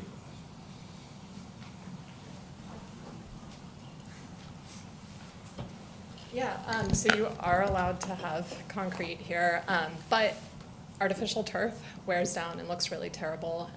I think we should be aiming to minimize its use throughout the village, and I don't think we should include it in open spaces, period, because it does not set a good example for everybody else. So I would not want to see it in any of the developments, and especially not in the civic open space where it's setting an example for the public. Okay, Thank you, appreciate that. Thank you. The 80/20, we're gonna workshop it, but mine was again, just establishing criteria is very general. I would be interested to see how that would look and how that would work. And that was it. I echo everything the rest of the council said on the previous items. Thank you, Jay. I know I mentioned it earlier, but the summary and timeline, including the marked new changes in the language, was extremely helpful. Gathering through these hundreds of pages of documents, getting to where, what has been finalized for the most part, and then seeing these recent changes. Thank you. Thank you. Okay, and so just to confirm, there's consensus on the LPA recommendations to add 1, 2, 3, and 7. Correct? Yes. Yes. Yes. All right, and then Jay, you did confirm the summary updates at 20% building height for architectural features is not in here, even though it's on the summary. Correct. We're gonna workshop that. And I'm just scrolling through my notes on the ordinance. So on the special exception where you put that if there's no expansion to the existing development, that they would get the expedited process. So I just want to make sure, is that written correctly? Because is expansion, is that encompassing everything? Because I know, we kind of talk about if it's like a like-for-like kind of business. Is there anything else that would qualify as expansion or that would trigger it besides like a site plan modification or site plan approval being submitted? That might be a Keith question. He changed what I had originally written, so what do you?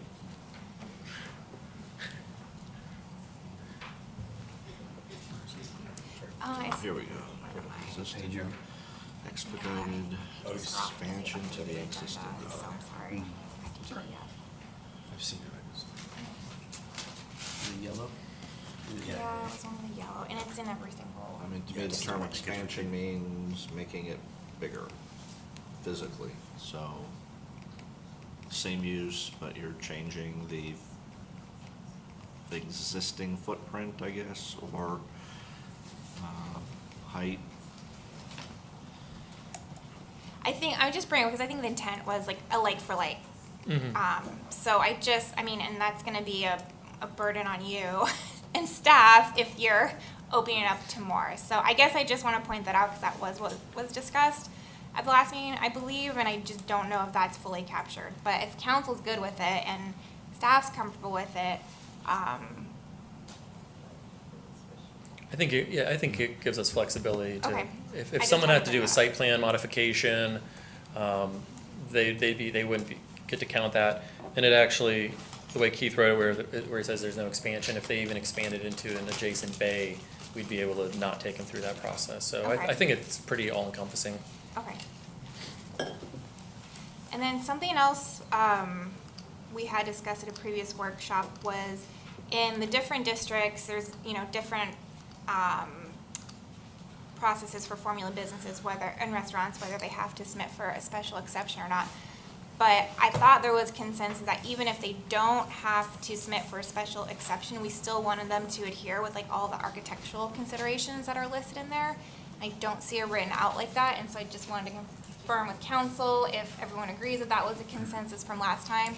So even if they don't have to submit a special exception, we still want them to comply with the architectural recommendations for, signage. I mean, great examples are the Starbucks that, submitted their prototype but then did a very unique Starbucks. And, we've had a Chipotle come to us and, they're working on making it a very unique Chipotle that does not look like their commercial prototype. So I just want to bring that up because I do not think that's reflected here. I like that. I like it. How does it, what's the language, or how do we set up this? I don't know if it's something that has to delay the first reading again, or if it can be adjusted between first and second reading, but I think it's kind of, the way it's written now is the same in every overlay. So I think it's maybe just adding a sentence, that area that, and I'll defer to Keith, that it applies to all formula, businesses and restaurants, whether they have to submit for a special exception or not.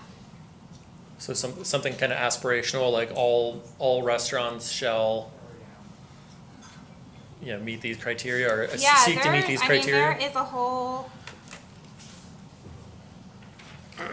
like under formula restaurants, the first paragraph kind of lists what the special exception is, and then it lists it should not alter identity of the zoning district. It, should contribute to a diverse and appropriate blend of business in the business district. So there's all these kind of guidelines, which kind of mimicked, I think, what Stewart did, just so we don't get the prototype, commercial aesthetic. So it should be unique to the village of Tequesta location. Right. Like I said, the language is already there. Yeah. But it should apply to all formula businesses and restaurants, whether they have to submit a special exception or not.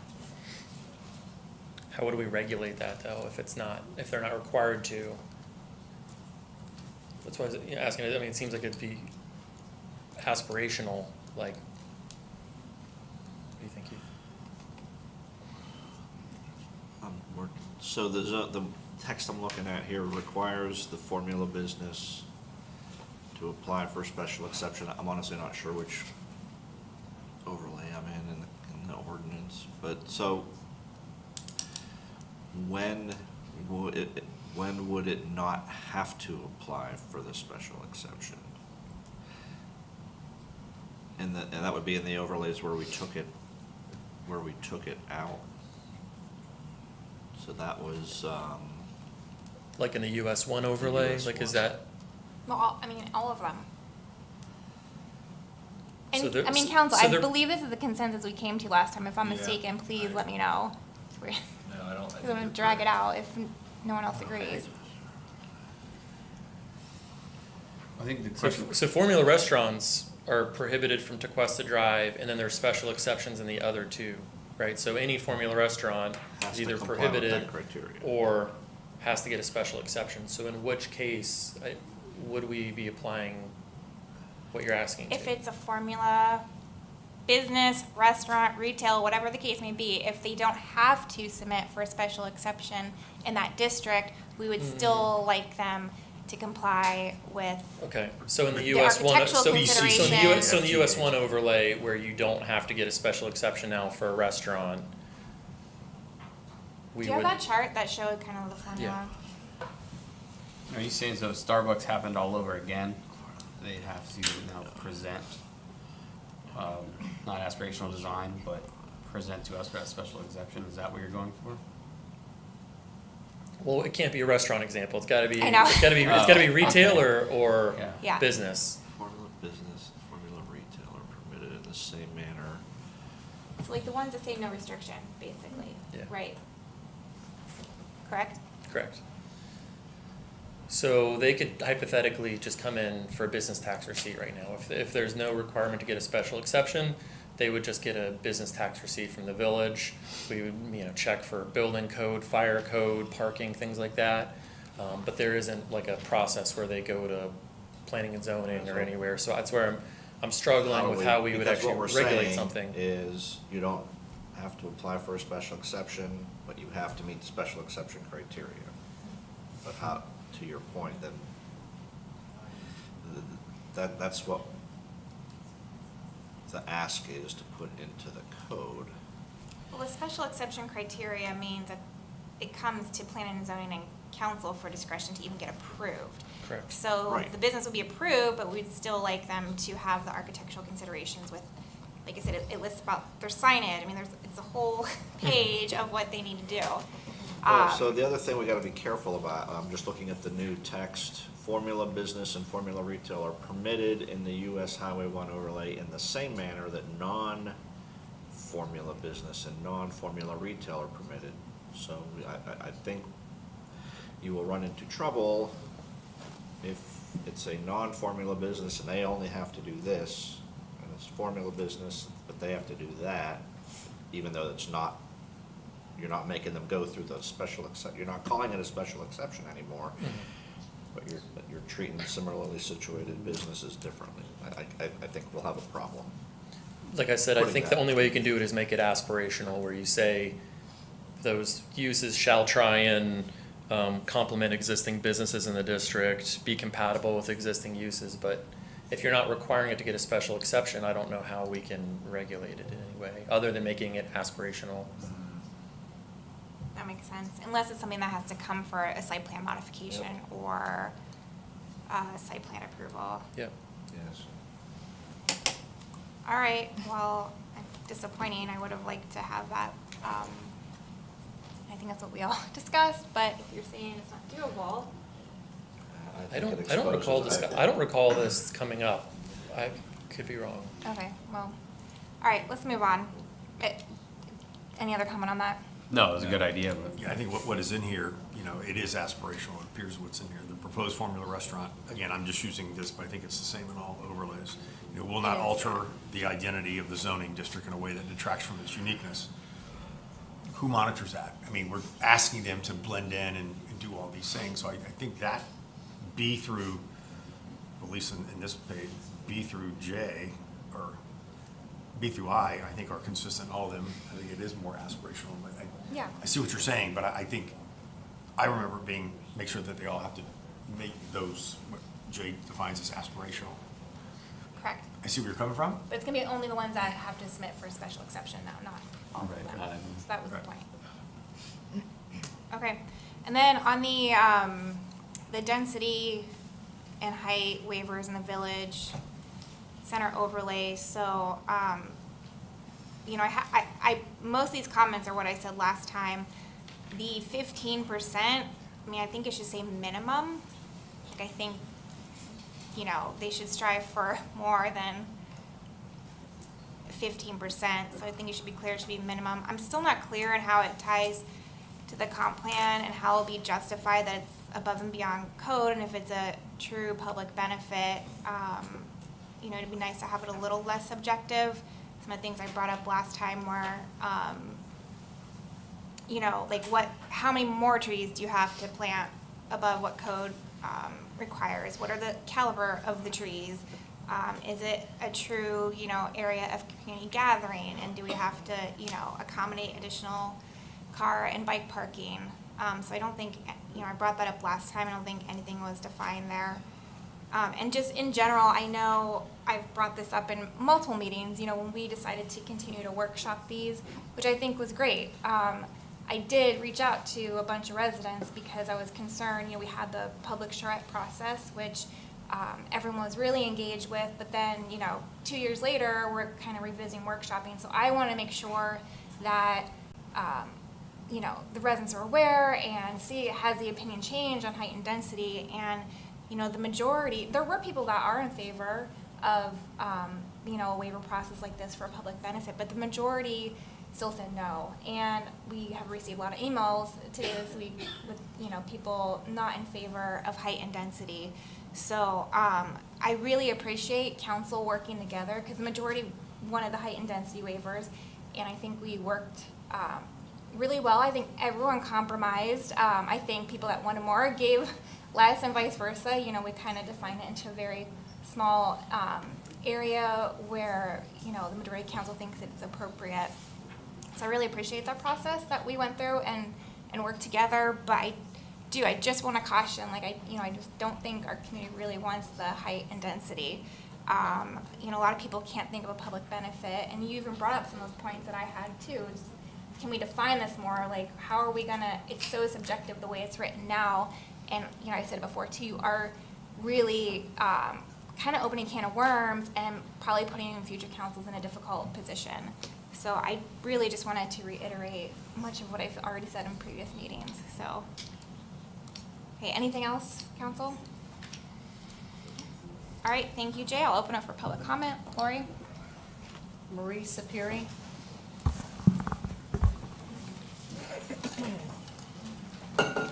Marie Sapiri, I live in the Country Club. Madam Mayor and Council, the changes to the waiver options in the Village Center overlay rules are a complete corruption of the highly democratic charrette process that the village began in 2022.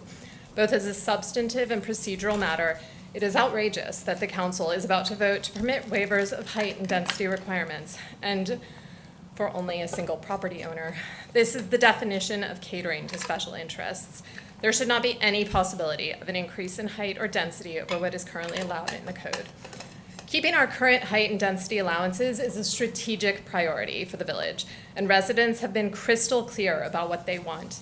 This issue was discussed at length in the charrette and in subsequent meetings, and the position of residents is absolutely unambiguous. No more height and no more density, not even in exchange for a concession by the developer. The Treasure Coast Regional Planning Council reported this finding to you repeatedly. Nothing has changed except the willingness of apparently 3 members of the council to override the will of the residents. Incredibly, there is not even a meaningful concession in this waiver provision. This is just a pure giveaway. There is already an open space requirement, and civic space is counted towards the open space that is required. Thus, under the terms of this proposal, the village doesn't even get additional land devoted to open space in return for the increase in height and density, nor does the developer give up any space to build on. Since there is no principled reason to give away height and density here, if you do this, every other developer will demand increases too, resulting in exactly the type of lot line to lot line build out that no one wants. As a procedural matter, this proposal is an affront to residents and probably legally insufficient. The recommendations of the LPA, to be clear, resident volunteers who donate their time, were not included in the proposed language. But stunningly, the proposal does incorporate waiver language for a single special interest that contradicts the entire public process that came before the draft issued last week. That would be bad enough on its own, but there was effectively no notice at all that the council was about to vote on height and density increases. There was no announcement to residents beyond a wall of all caps text in the agenda. The agenda item uses exactly the same language as the agenda for the May LPA meeting, with no indication that there are any substantive changes at all, and the LPA did not have any height or density language in front of it. Madam Mayor, I want to conclude by reading 2 flyers sent to Tequesta voters that are material to this discussion. This flyer says, Councilmember Rick Sartori is preserving our small town charm. The first bullet point is standing firmly against variances on height or density to maintain the character of our community. The second says, Rick Sartori is backed by village Maria, residents if you and could community not leaders. target a specific This is councilmember, material please. to the discussion. I'm certain that I'm in compliance with the rules. But also regarding the argument that we need to give developers tools, your duty is to this community, and residents have been clear, no more height, no more density. The duty is to protect the village, not to give developers a tool to destroy the village in order to fashion something else to their preference. Thank you. Thank you. Jessica Namath?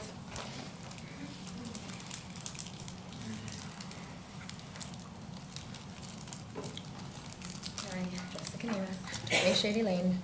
I second everything that Marie has just said.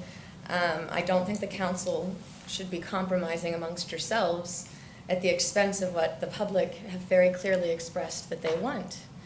I think that these kind of meetings, us being here 3 hours, this is a very long time, and I do feel badly for developers in the sense that there should be much more open communication, I guess. It would be nice if there was a more opportune time for people to come so you could maybe hear them more clearly, because I understand that the three of you that are the majority that continue to vote against this weren't here when we all put in the time and the money and the effort to let the Treasure Coast Regional Planning Council know what to, put together on our behalf. So I think that a lot of the community has walked away thinking, great, we've told them absolutely no height, no density.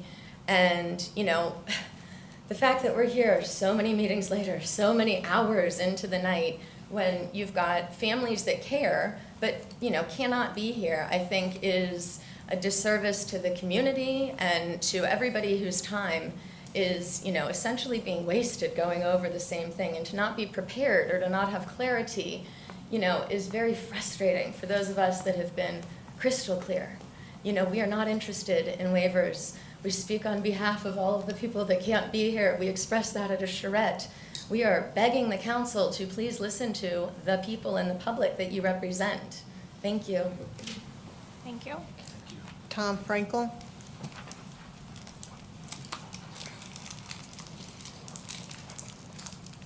Thank you. Tom Frankel, I'm here with my partner, Phil Perko. We're the elephant in the room, Paradise Park. And we've spent so many nights together now.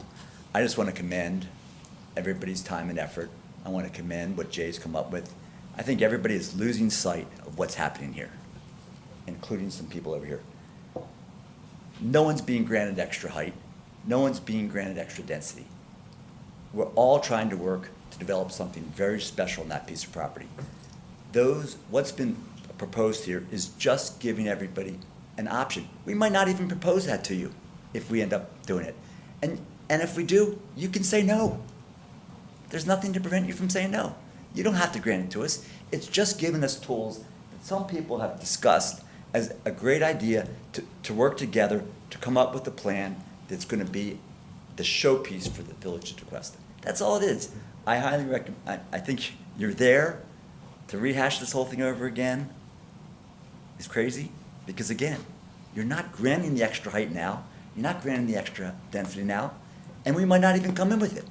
But it's just a tool to give us the flexibility to really, if we come in with an amazing park that's a civic open space, that could be whatever, and we would obviously work with you to create that,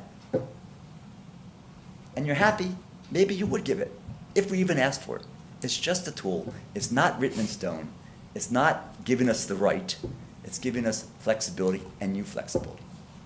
Thank you. Thank you. I have no more cards. Okay, any other public comment that didn't submit a card? Yes, sir? If you can state your name and address again for record, please. Sure. My name's Scott Tedford, 134 Chapel Lane. I just think it's a mistake. I don't think it's needed to give an additional tool to developers to raise the height and density. I think some of these compromises could be achieved in another way. I just think that it's a mistake to even consider allowing for the possibility. You say that, well, you know what, you might not even give it to us. We might not even ask for it. Then why even ask for the exception? I don't understand. So it's sort of insulting, I think to me as a member of the community, to see folks that run and say, I am, 100% for not increasing height and not increasing density, yet this is what we're voting today, to allow for exceptions to increase for height and for density. So I appreciate your opportunity to speak. Thank you. Thank you, sir. Thank you. Any other public comment? If you could state your name and address for the record, please. Phil Perko, Beach Road. I appreciate everybody's comments. We've made it very clear we want to work with you. And the only way this is going to be special is if we come together and figure out what the best use is for the site. Treasure Coast has laid out a plan. It seems unanimous that everyone agrees with it. There is a very large park. There's no debate about it. You've seen it. There's a very large park. There's an amphitheater. These parks, it's going to cost us money to build it. We've laid some preliminary plans and have looked at fit test, and it's going to be at least a half acre. And when we lose a half acre, we have to make that up somewhere. I mean, it's money. It's real money. And, to go up another floor the way Jay came up with a great plan, and we've talked to Mr. Bradford about it. Mr. Perko, Had a- can you had a address good- council, please? So we can hear you, can you talk to council? I'm talking to council. I'm talking to everybody. I know, please, I can't hear you all. So, when we're planning this, again, speaking with Jay, and Jay, I think, did a great amount of research. When you lose a horizontal space and you're providing it to the public, we have to make up value, and if we go up a half a floor, we're bringing it in, we're stepping it back, we're screening it, no one's even gonna see it. We've done massing models. I showed them examples today. I mean, again, what Tom said is, this is subjective. We're taking a chance. We're gonna spend a lot of money with presentations. You have a conceptual presentation format now. There's no more pre-apps. We used to come in and do a pre-app with staff. Now we don't do that. You have to spend a lot of money in front of public scrutiny and with no chances, no guarantees. And we've had this property for a long time, and I'm not gonna get into history because not everybody knows it in the room, and whether it's fair or unfair. But we've put our best foot forward, talked to everybody about it. We wanna work with you. We wanna work with the community. We live in the community. We're very active in the community. They're waivers. They're done in every city. Not every city, but there's a lot of cities that use them as a tool. And again, it's subjective. And if you don't like what we're doing, you'll tell us. And we just wasted a lot of money and time and effort because, A, we didn't listen to the community, we didn't listen to you. I mean, it's a great tool to do something special. And it's economics.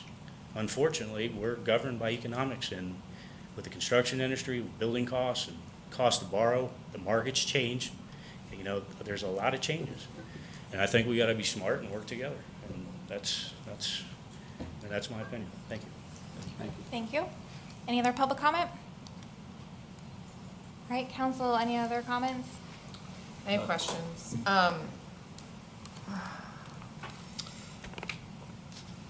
So the owners of 1 Main Street, AKA Paradise Park, before we even got into this conversation of waivers on this specific overlay, and I'm not saying this overlay is because of the owner, I'm just saying in general.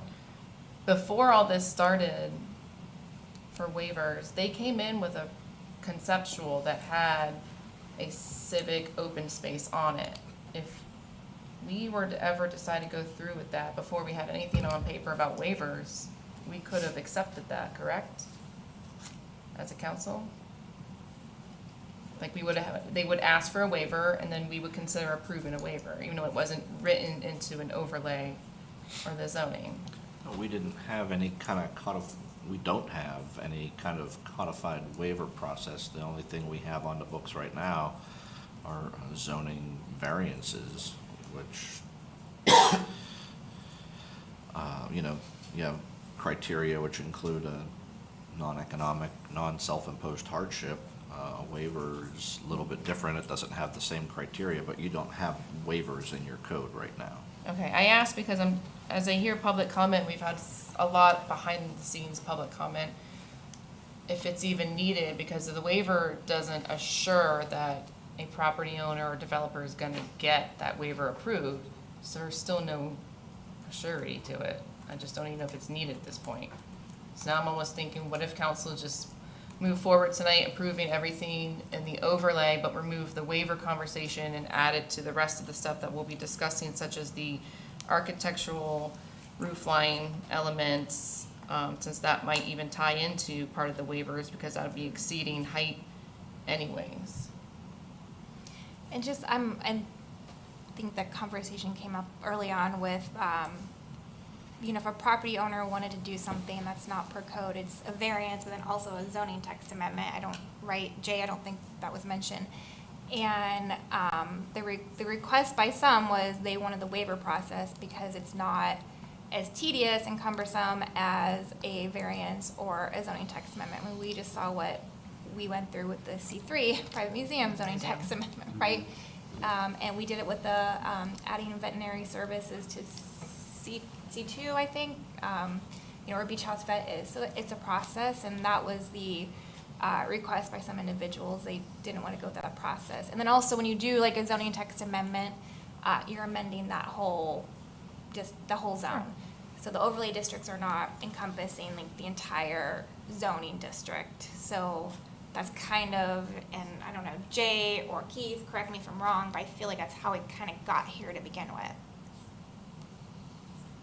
And just so the, and I like where she's going, I'm basically just trying to clarify for the public too, why a waiver versus a property owner just coming and asking, but we want to give you this, let's do a partnership. So to extend to what Mayor was saying. So it's, the process of going through the overlay would be easier with the waiver than doing a text amendment. Is that what you're asking?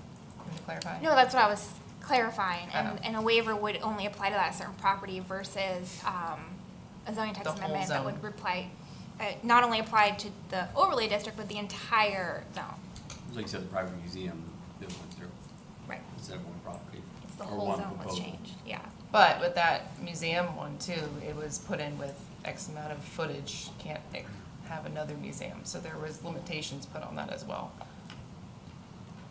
I thought the waiver conversation It is began possible. more as the ability for the developer to reach a goal, right? And the first idea was a half a floor. It wasn't 10 floors.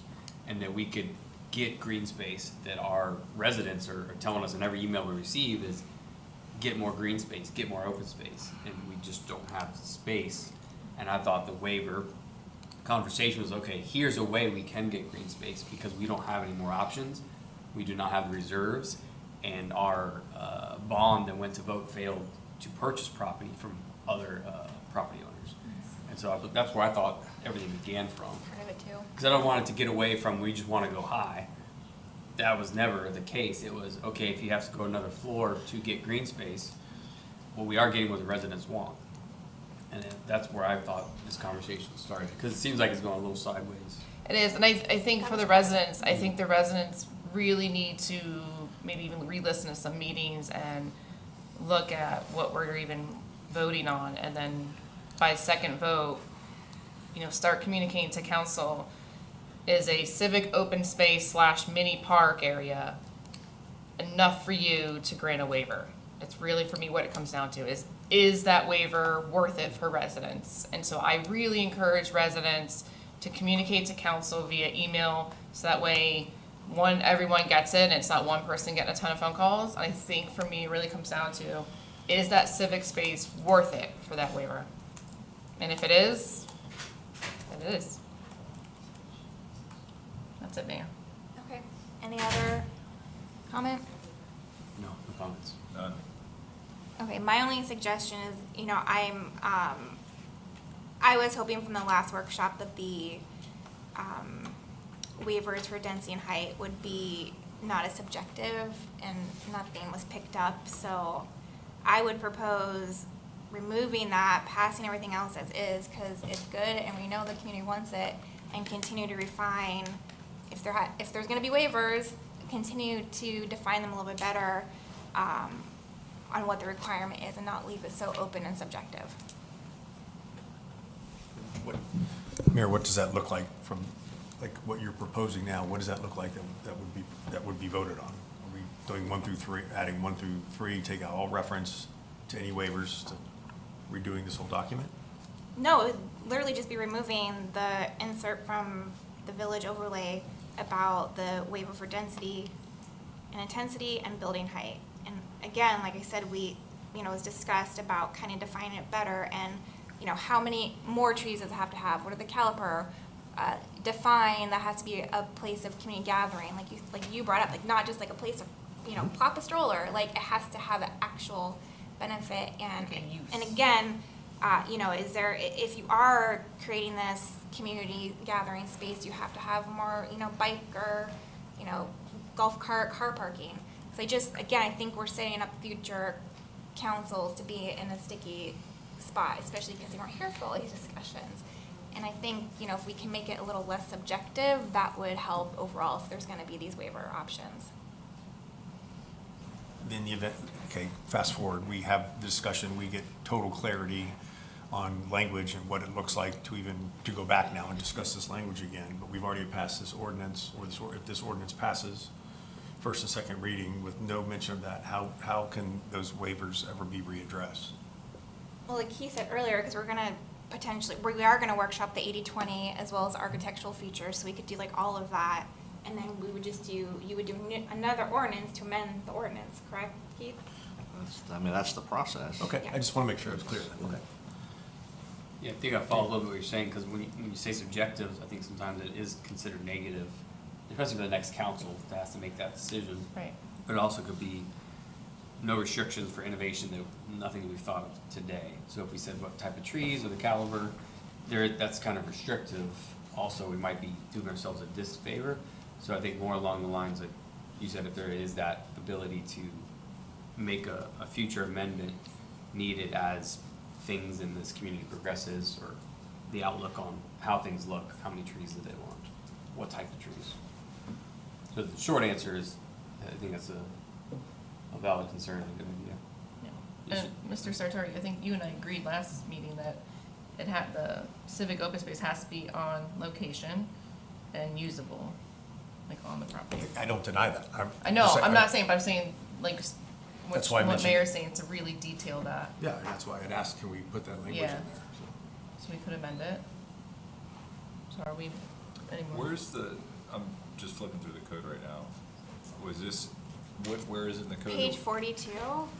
And sorry, my pages like 300 are off because I'm going off the What is it? older agenda. It's only in the Village Center overlay, so. Page 42 of the ordinance. Be close to it. Okay. Towards the very end. Be on 42. Okay. The highlighted part, if you're looking at the not clean version. Okay.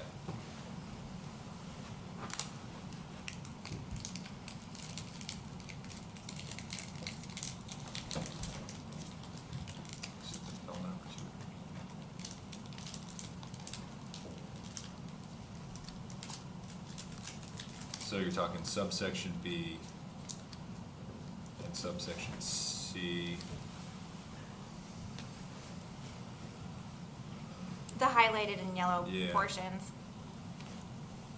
Are you looking at the Yeah, marked up version? I'm just trying to better understand, what would be, so we workshop this and we're just trying to clarify or make this more, clear and less subjective?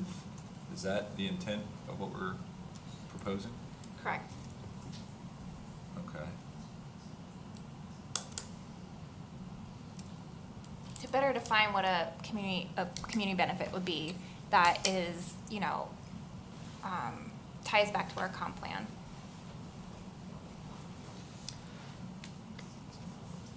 Yeah, you gonna, just thinking, are you gonna be able to define this? Cause this is a splash pad, this is a meandering path, this is a amphitheater.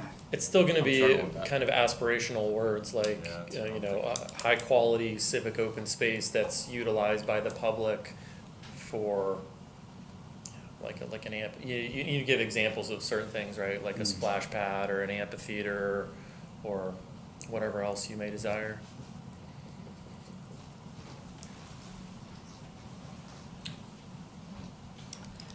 Yeah, I don't have a huge problem. I mean, I remember, I don't know which meeting we're at, but I specifically remember when I don't know if we agreed on it or, But the south of Tequesta Drive part, I thought we were all on the same page there. On the, except that a development for 2 acres is located south of Tequesta Drive and creates visitors. The area, I think, there's no question on that. The location. Yeah, I'm indifferent. I agree. I think I feel bad for whoever's gonna have to draft that language. I think it is gonna be largely aspirational, but that said, if we wanna workshop it, let's do it. But I'm okay with how it is, personally. If I make a motion to remove the waiver part, do we still want to put in the 1, 2, 3, and 7 from the LPA? I think there was consensus on those.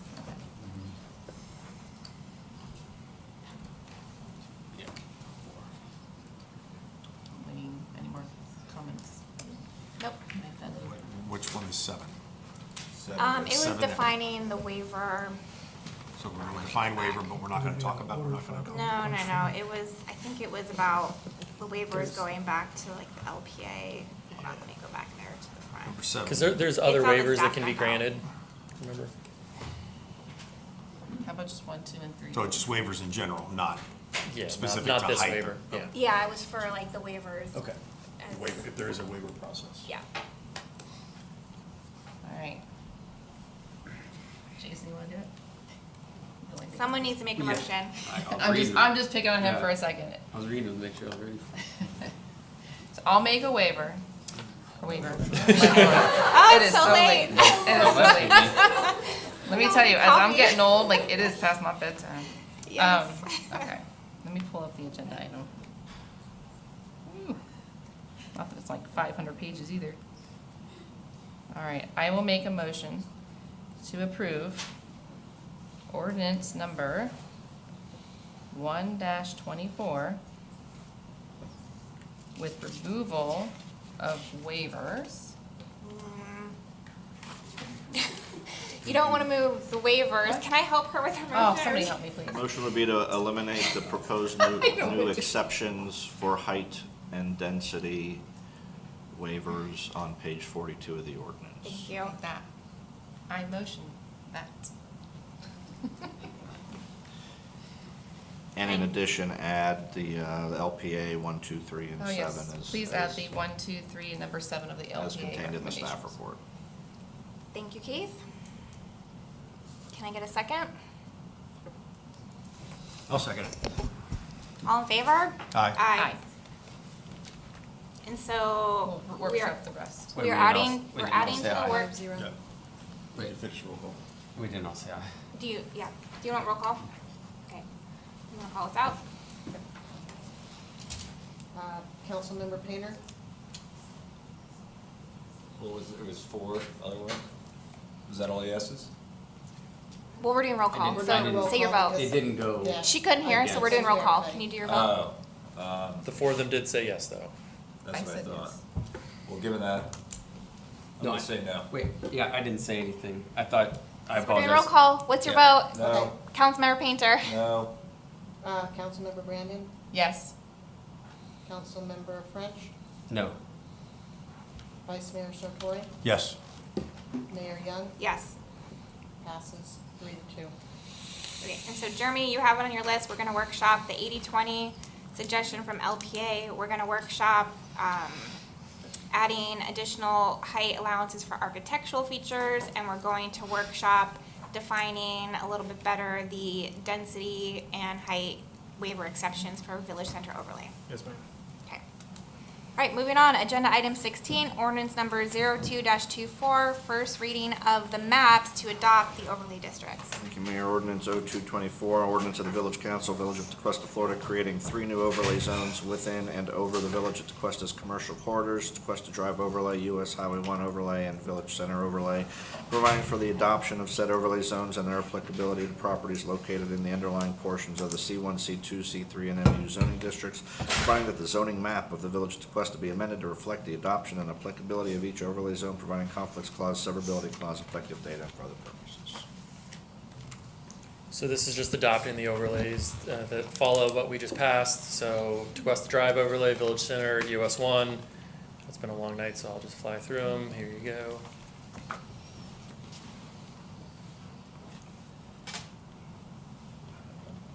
There's a little bit of delay, the computer's tired. There we go.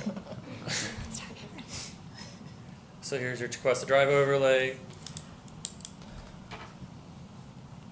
Here's your US 1 overlay. And here's your Village Center overlay. And that's all I've got. Okay, council, any comments, questions on the map? No. Nope. Any public comment? I do not have any cards. Any public comment? Okay, can I get a motion? So moved. Second. All in favor? Aye. Okay, I agenda would item. like to note that we have a Councilmember Painter. Oh who has goodness, left I didn't the even room. notice, sorry. We'll, It's 4-0, but I just need Should to we note wait that for for the him? record.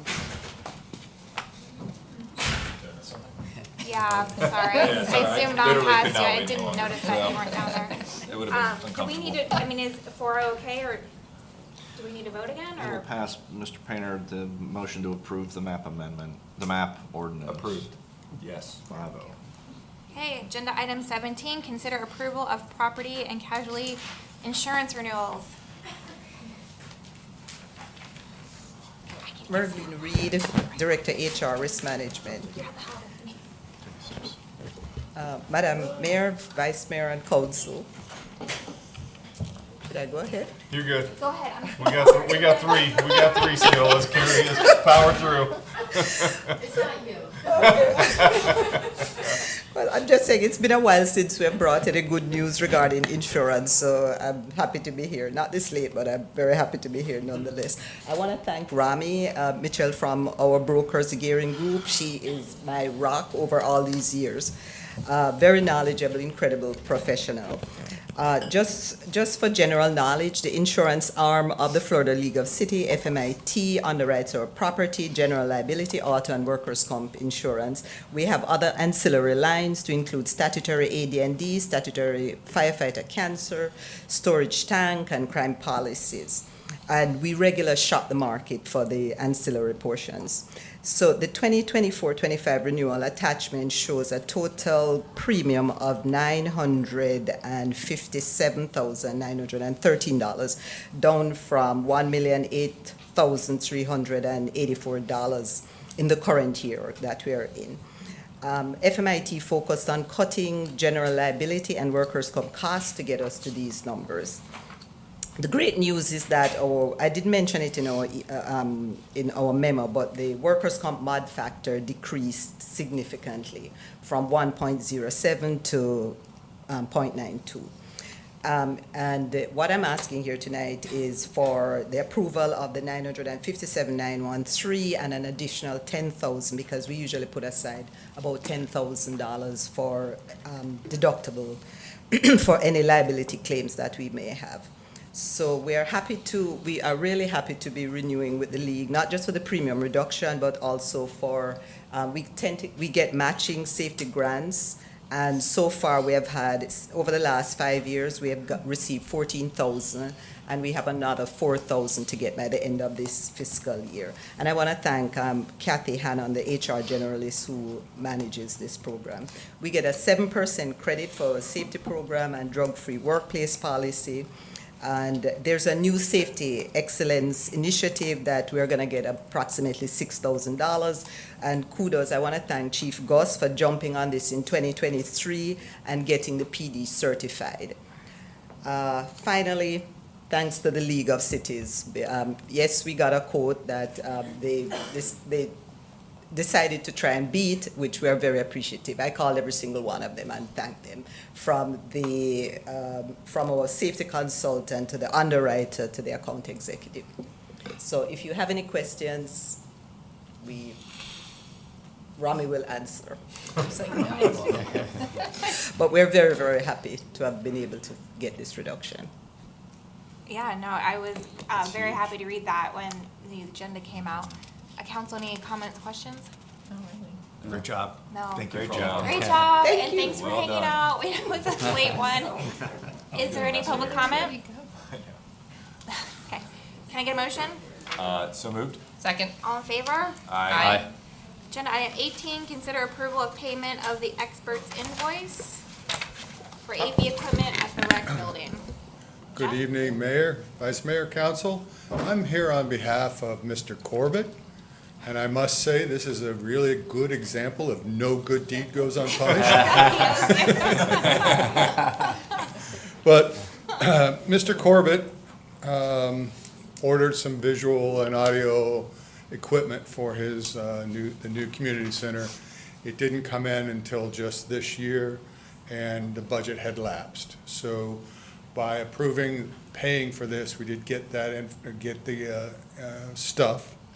By approving this, you'll be pre-approving a budget amendment in November, our last budget amendment of the year. It's $58,000, comes out of the capital improvement funds. Thank you. Any questions, comments? This is random, but I, when I get a chance, I try to see everything that's in the agenda, and this is a big agenda. I went through the invoices, and actually it seems like not only things that we probably needed, but phenomenal pricing on all of them as well. So good job to you. Good job, Mr. Corbett. We know the comments.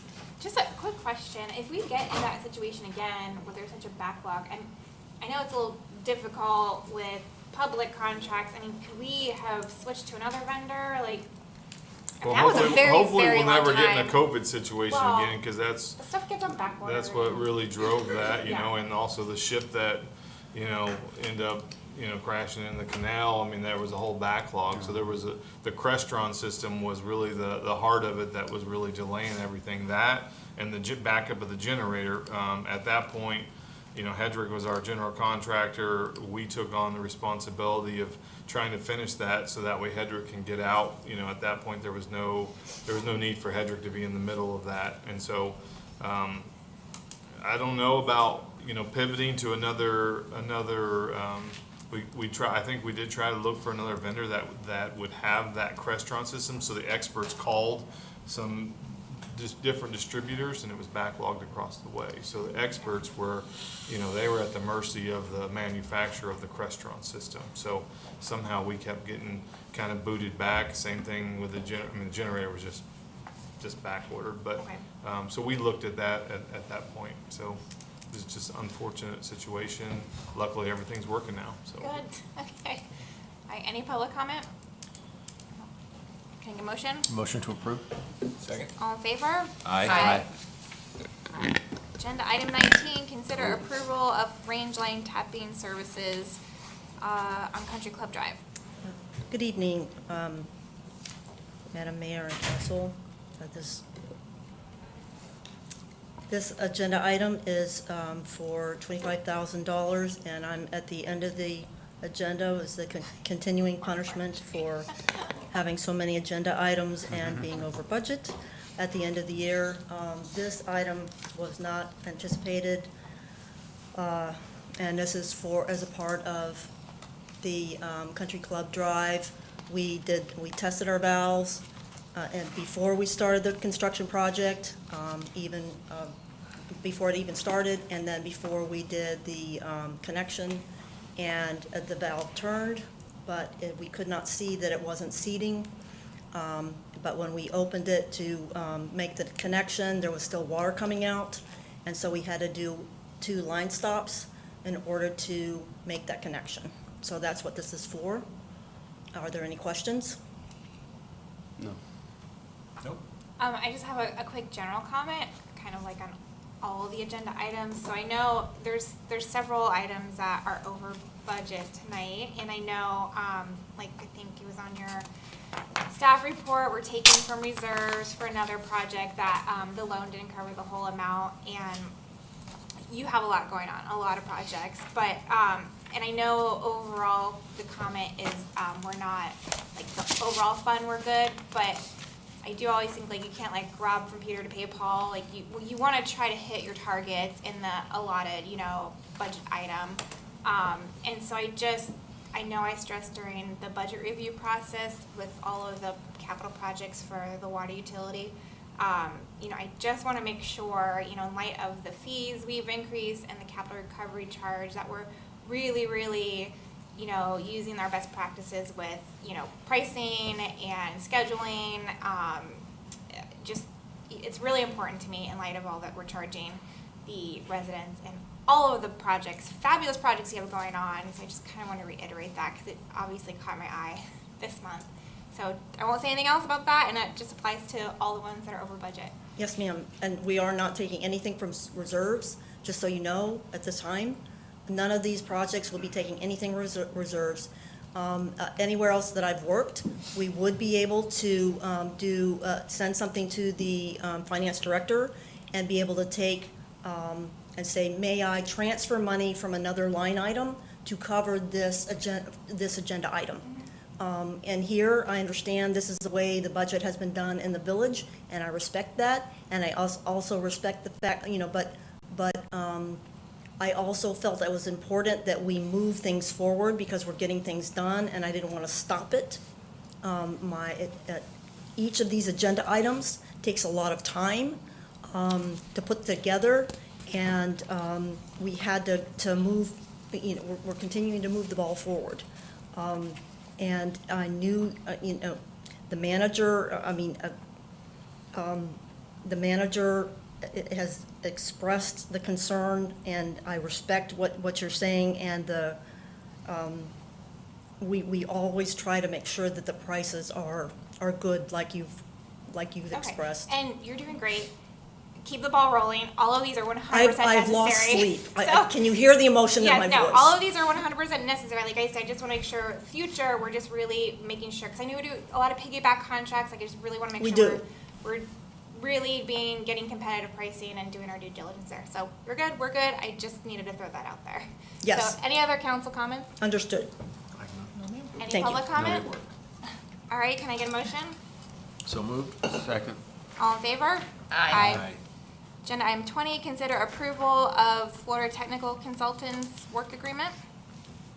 So this agenda item, and the mayor had some good questions about this, and when I wrote this, I thought it was perfectly clear, to me it was. As I reflect back, it was not perfectly clear. The FTC is our annual GIS contractor. Year in, year out, since whatever year it says here that they've been doing, 2015, they do just our regular GIS work. But the lead and copper rule revision came about. It's due October of this year, October 16th. And I'm sorry, I'm trying to hurry because I know we've been sitting here. And so we are on track to get it done, but we do have 2 contracts on this agenda to help get us across that finish line. We were self-performing that the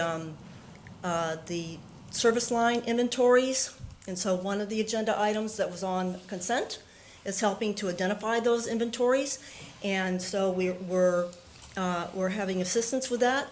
And then the part of this contract here is to help get it into the GIS system so it can be put into the GIS model. But the GIS, we did not anticipate that it would take so much extra work. A budget is the best guess. We try to budget right size. If I had a nickel for every time Nate told me how Jeremy took all the flexibility out of the budget and burst his, maintenance budget, then, and this is one of the cases where it, and I had actually requested this budget be larger because, doing this a long time, I had said, hey, I think we need more money. Well, rightly so, I couldn't give him a good reason, and so he said no. Well, he's right. I can't tell him why. He's going to say no. And so we just don't always know. And this is why, because we needed some extra money to get this across the finish line. So that's what this is for. They do it on an hourly basis. They are one of the best, most economic companies around. It is a piggyback. Do you have any questions? Council, any comments, questions? No. No. Any public comment? Can I get a motion? So moved. Second. All in favor? Aye. Agenda item 21, consider approval of Chenmore and Associates. You guys have work been hearing about this authorization. I'm sorry. No, go ahead. You guys have been hearing about this for You years. don't have to rush, we're good. I'm We're sorry. good. You guys have been hearing about this for years. Water treatment plant improvements. We're getting close to bidding this. This is for Wright Pierce through Chen Moore and Associates to do the bid assistance and construction, engineering, and inspection services through the construction not to exceed $334,000 for a $6.5 million project. Any questions? Council? No. Any public comment? Can I get a motion? So moved. Second? All in favor? Aye. Agenda item 22, consider approval of another Chen Moore and Associates work authorization for as-needed engineering support services. These are for utilities permits. It's a pass-through for curbing services. Any questions? Any public comment? Can I get a motion? So moved. Second? All in favor? Aye. Agenda item 23, consider approval of a Vantage Communications contract for SCADA radio antennas. This is for unanticipated. Y'all approved a contract to replace this main antenna on the, and I showed you pictures in my utilities report. They went out, do a recon of our existing SCADA system out at each of the well sites, and they found that there were some of the coax cable had been weed-whacked, and some of the other well sites needed some additional hardening, and we needed some spare parts and some training, and so it's a contract for this. It will put us a little over budget. I did not want to delay, and could I have done it in a month or 6 weeks? Yes. That would have meant we would have to get a new quote. It puts us further into the hurricane season. I did not want to wait. Do you have any questions? Council? I have none. Any public comment? Can I get a motion? So moved. Second? All in favor? Aye. Thank you. Agenda item 24, consider approval of above-grade dirt works contract. This agenda item will stabilize the roads at 4 well sites and also stabilize a pad at the water treatment plant for a centralized location for parts. And they've been trying to get that done at the water plant for, I don't know, a long time. We took Jeremy out to the site, showed him where we were going to do. We came up with, my intern came up with a little site plan. Do you have any questions? No. Council? I have none. I have none. Any public comment? Can I get a motion? So moved. Second? All in favor? Aye. Agenda item 25, consider approval of the Loxahatchee River Environmental Control District interlocal agreement. This one is the county line, this is the project along County Line Road where Martin County is going to replace the bridge. And they went for a grant. They have gotten a grant to replace that bridge, and we have to relocate 2 of our pipes. So we have a potable water main, we have an untreated water main from some of our wells, and Loxahatchee River has an IQ water quality main. So we did our designs, and now we're going to go together to do the construction, which is in the best interest for the residents, right? To do that construction together. And so we're going to join together. We have this agreement. The legal has reviewed it. Do you have any questions? Council? No. No questions. Any public comment? Can I get a motion? So moved. Second? All in favor? Aye. Thank you for your support, and thank you for the questions, and I will adhere to your, Okay, thank you, Marjorie. Thank you, Marjorie. Great Thank job. you for hanging out. We know you were at the very end of a very long meeting. Thank you. All right, council, any other matters? Can I just say I enjoy the conversations that are had up here between everybody, the council and staff. I mean, the residents, the back and forth conversations. I think it's great, and I just want to thank you all. I agree. I'll Thank second you. that. And thank you guys for listening to resident emails, and I very much am encouraging residents to email all of us, so that way we aren't relying on phone calls, texts, messengers, DMs, social media comments. I'm trying, at least for me, to encourage our residents to email us, so it's going through the one channel path, so that way we all hear the same information. It's great, thank you. Yeah, I'd like to address, since I was brought up in vain a few times this evening, I was accused of attack or saying negative things about a constituent, and is I do, and I cleared this with legal counsel this evening, I send out a generic email for every workshop agenda, not every, because I missed the month of August just because I didn't get to it. I send out an email that contains our workshop agenda and our council agenda. And what I do, when I was talking with people, they say, I don't understand. Ordinance language is confusing. I don't understand what it is. So what I do is I take our agenda and I kind of just summarize it and I say what it is. And I send it to about 63 different people and businesses. I am not on Facebook. This is how I communicate with people. If people want to be added to it, I add it to them. If they want to be taken off, it's done. All I do, and again, I have promised transparency, what I say, based on whatever issue, at the writing of this email, I support this, I do not support this, and this is why. If you feel otherwise, it's incumbent upon you to tell me. I can't read minds. So that's what I ask. I said it 2 years in a row. I will never litigate the business of the village in social media. It's just not, I'm not on social media. I have an Instagram, for the record. It's a personal one. I communicate with my children that way, and I talk about my friends and my family. I do not have a Facebook, and I applaud you for opening yourself up to do that, because but all I said in my email was, the village posts all agenda and all backup documentation 4 to 5 days prior to, 45 business days prior to any meeting. The public can see everything that I see. There are more than enough avenues and opportunities to have a constructive conversation without the discourse and vitriol that certain people continue to spew via social media.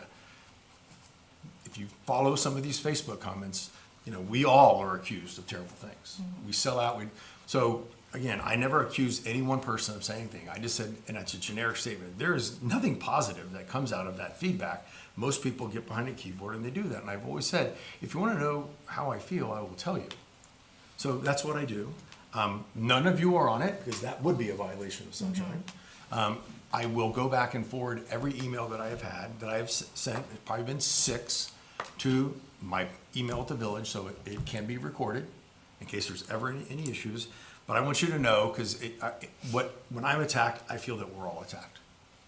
Because we are one council, we are one voice, with 5 different opinions. So I don't want you to think that I'm out there being rogue, doing something. I'm doing what you do when you put something on Facebook. I just do it via email. I've not done anything wrong. I've never used anybody's name. I read the comment, I don't, my wife reads them to me, and I'm like, God, the vitriol and the discourse that comes out of that's why I choose not to do it. And if anybody wants to be part of that email list, I will continue to do that, because I do not violate sunshine. I will record them for any proper documentation in case any request is ever made. And there never is any dialogue. It's more like, hey, thanks for the information. Mm-hmm. Now, the emails that we get directly, from that, I respond to every single email. Every email, I thank them, I tell them what the issues are, I explain where I stand and why. So everything that I said tonight was clearly relayed to anybody that wanted to know that information. And I don't think that's a bad thing, but I want you to know that I'm not up here being some rogue council member doing something on my own. It's clear there's a certain element in this village that want to take me down, and that's fine. They have every right to do that if they want. It doesn't bother me, it doesn't hurt my feelings, because I know I'm doing what is best for my integrity and for the integrity of the village and for the commitments that I made when I ran for office. So I say this and I take this time because I just want you to know I am not doing anything. People don't like it when people have opinions and when people share that, and that's become obvious to me, but I am not some rogue council member, and I just want you guys all to know that. All I do is communicate the same way other members do. I don't know why I'm the one that gets destroyed on that, but I just want you to know I'm not doing anything wrong, and I don't violate sunshine. None of us do that. I'm so proud that this council does not violate sunshine. Yeah. So anyway, I just want you guys to know that, while people are attacking me, I can take it. It doesn't bother me. It is what it is. But I'm not doing anything, in my opinion, that warrants the attacks. I just want you guys to know that. I appreciate you saying that, and didn't doubt it for a second for what it's worth. And Mayor, I applaud you, these personal attacks, and I applaud you for trying to cut it off. I know it's not easy. Thanks. That's just, try to follow rules of decorum the best I can. Yeah, good job. it's just inappropriate, unnecessary, and quite frankly, unproductive. So I appreciate you saying that, Rick, but I won't speak for everyone on council, but I didn't. Okay. Yeah. All right. Any other comment? I have nothing else to add. No, ma'am. I have a lot, Alright, I have a lot well, to I talk about I want to actually. correct one thing, though. I am an aspiring fisherman, and I was very upset with Chief That was a big snook. Let the record reflect. I saw, he caught a bonefish I did catch a Crazy. bonefish, oh, in so. the river. That's amazing. Can I get a motion to adjourn? I'm not ready. So I want to moved. keep going. Second. All in favor? Aye. He's already to go. I just got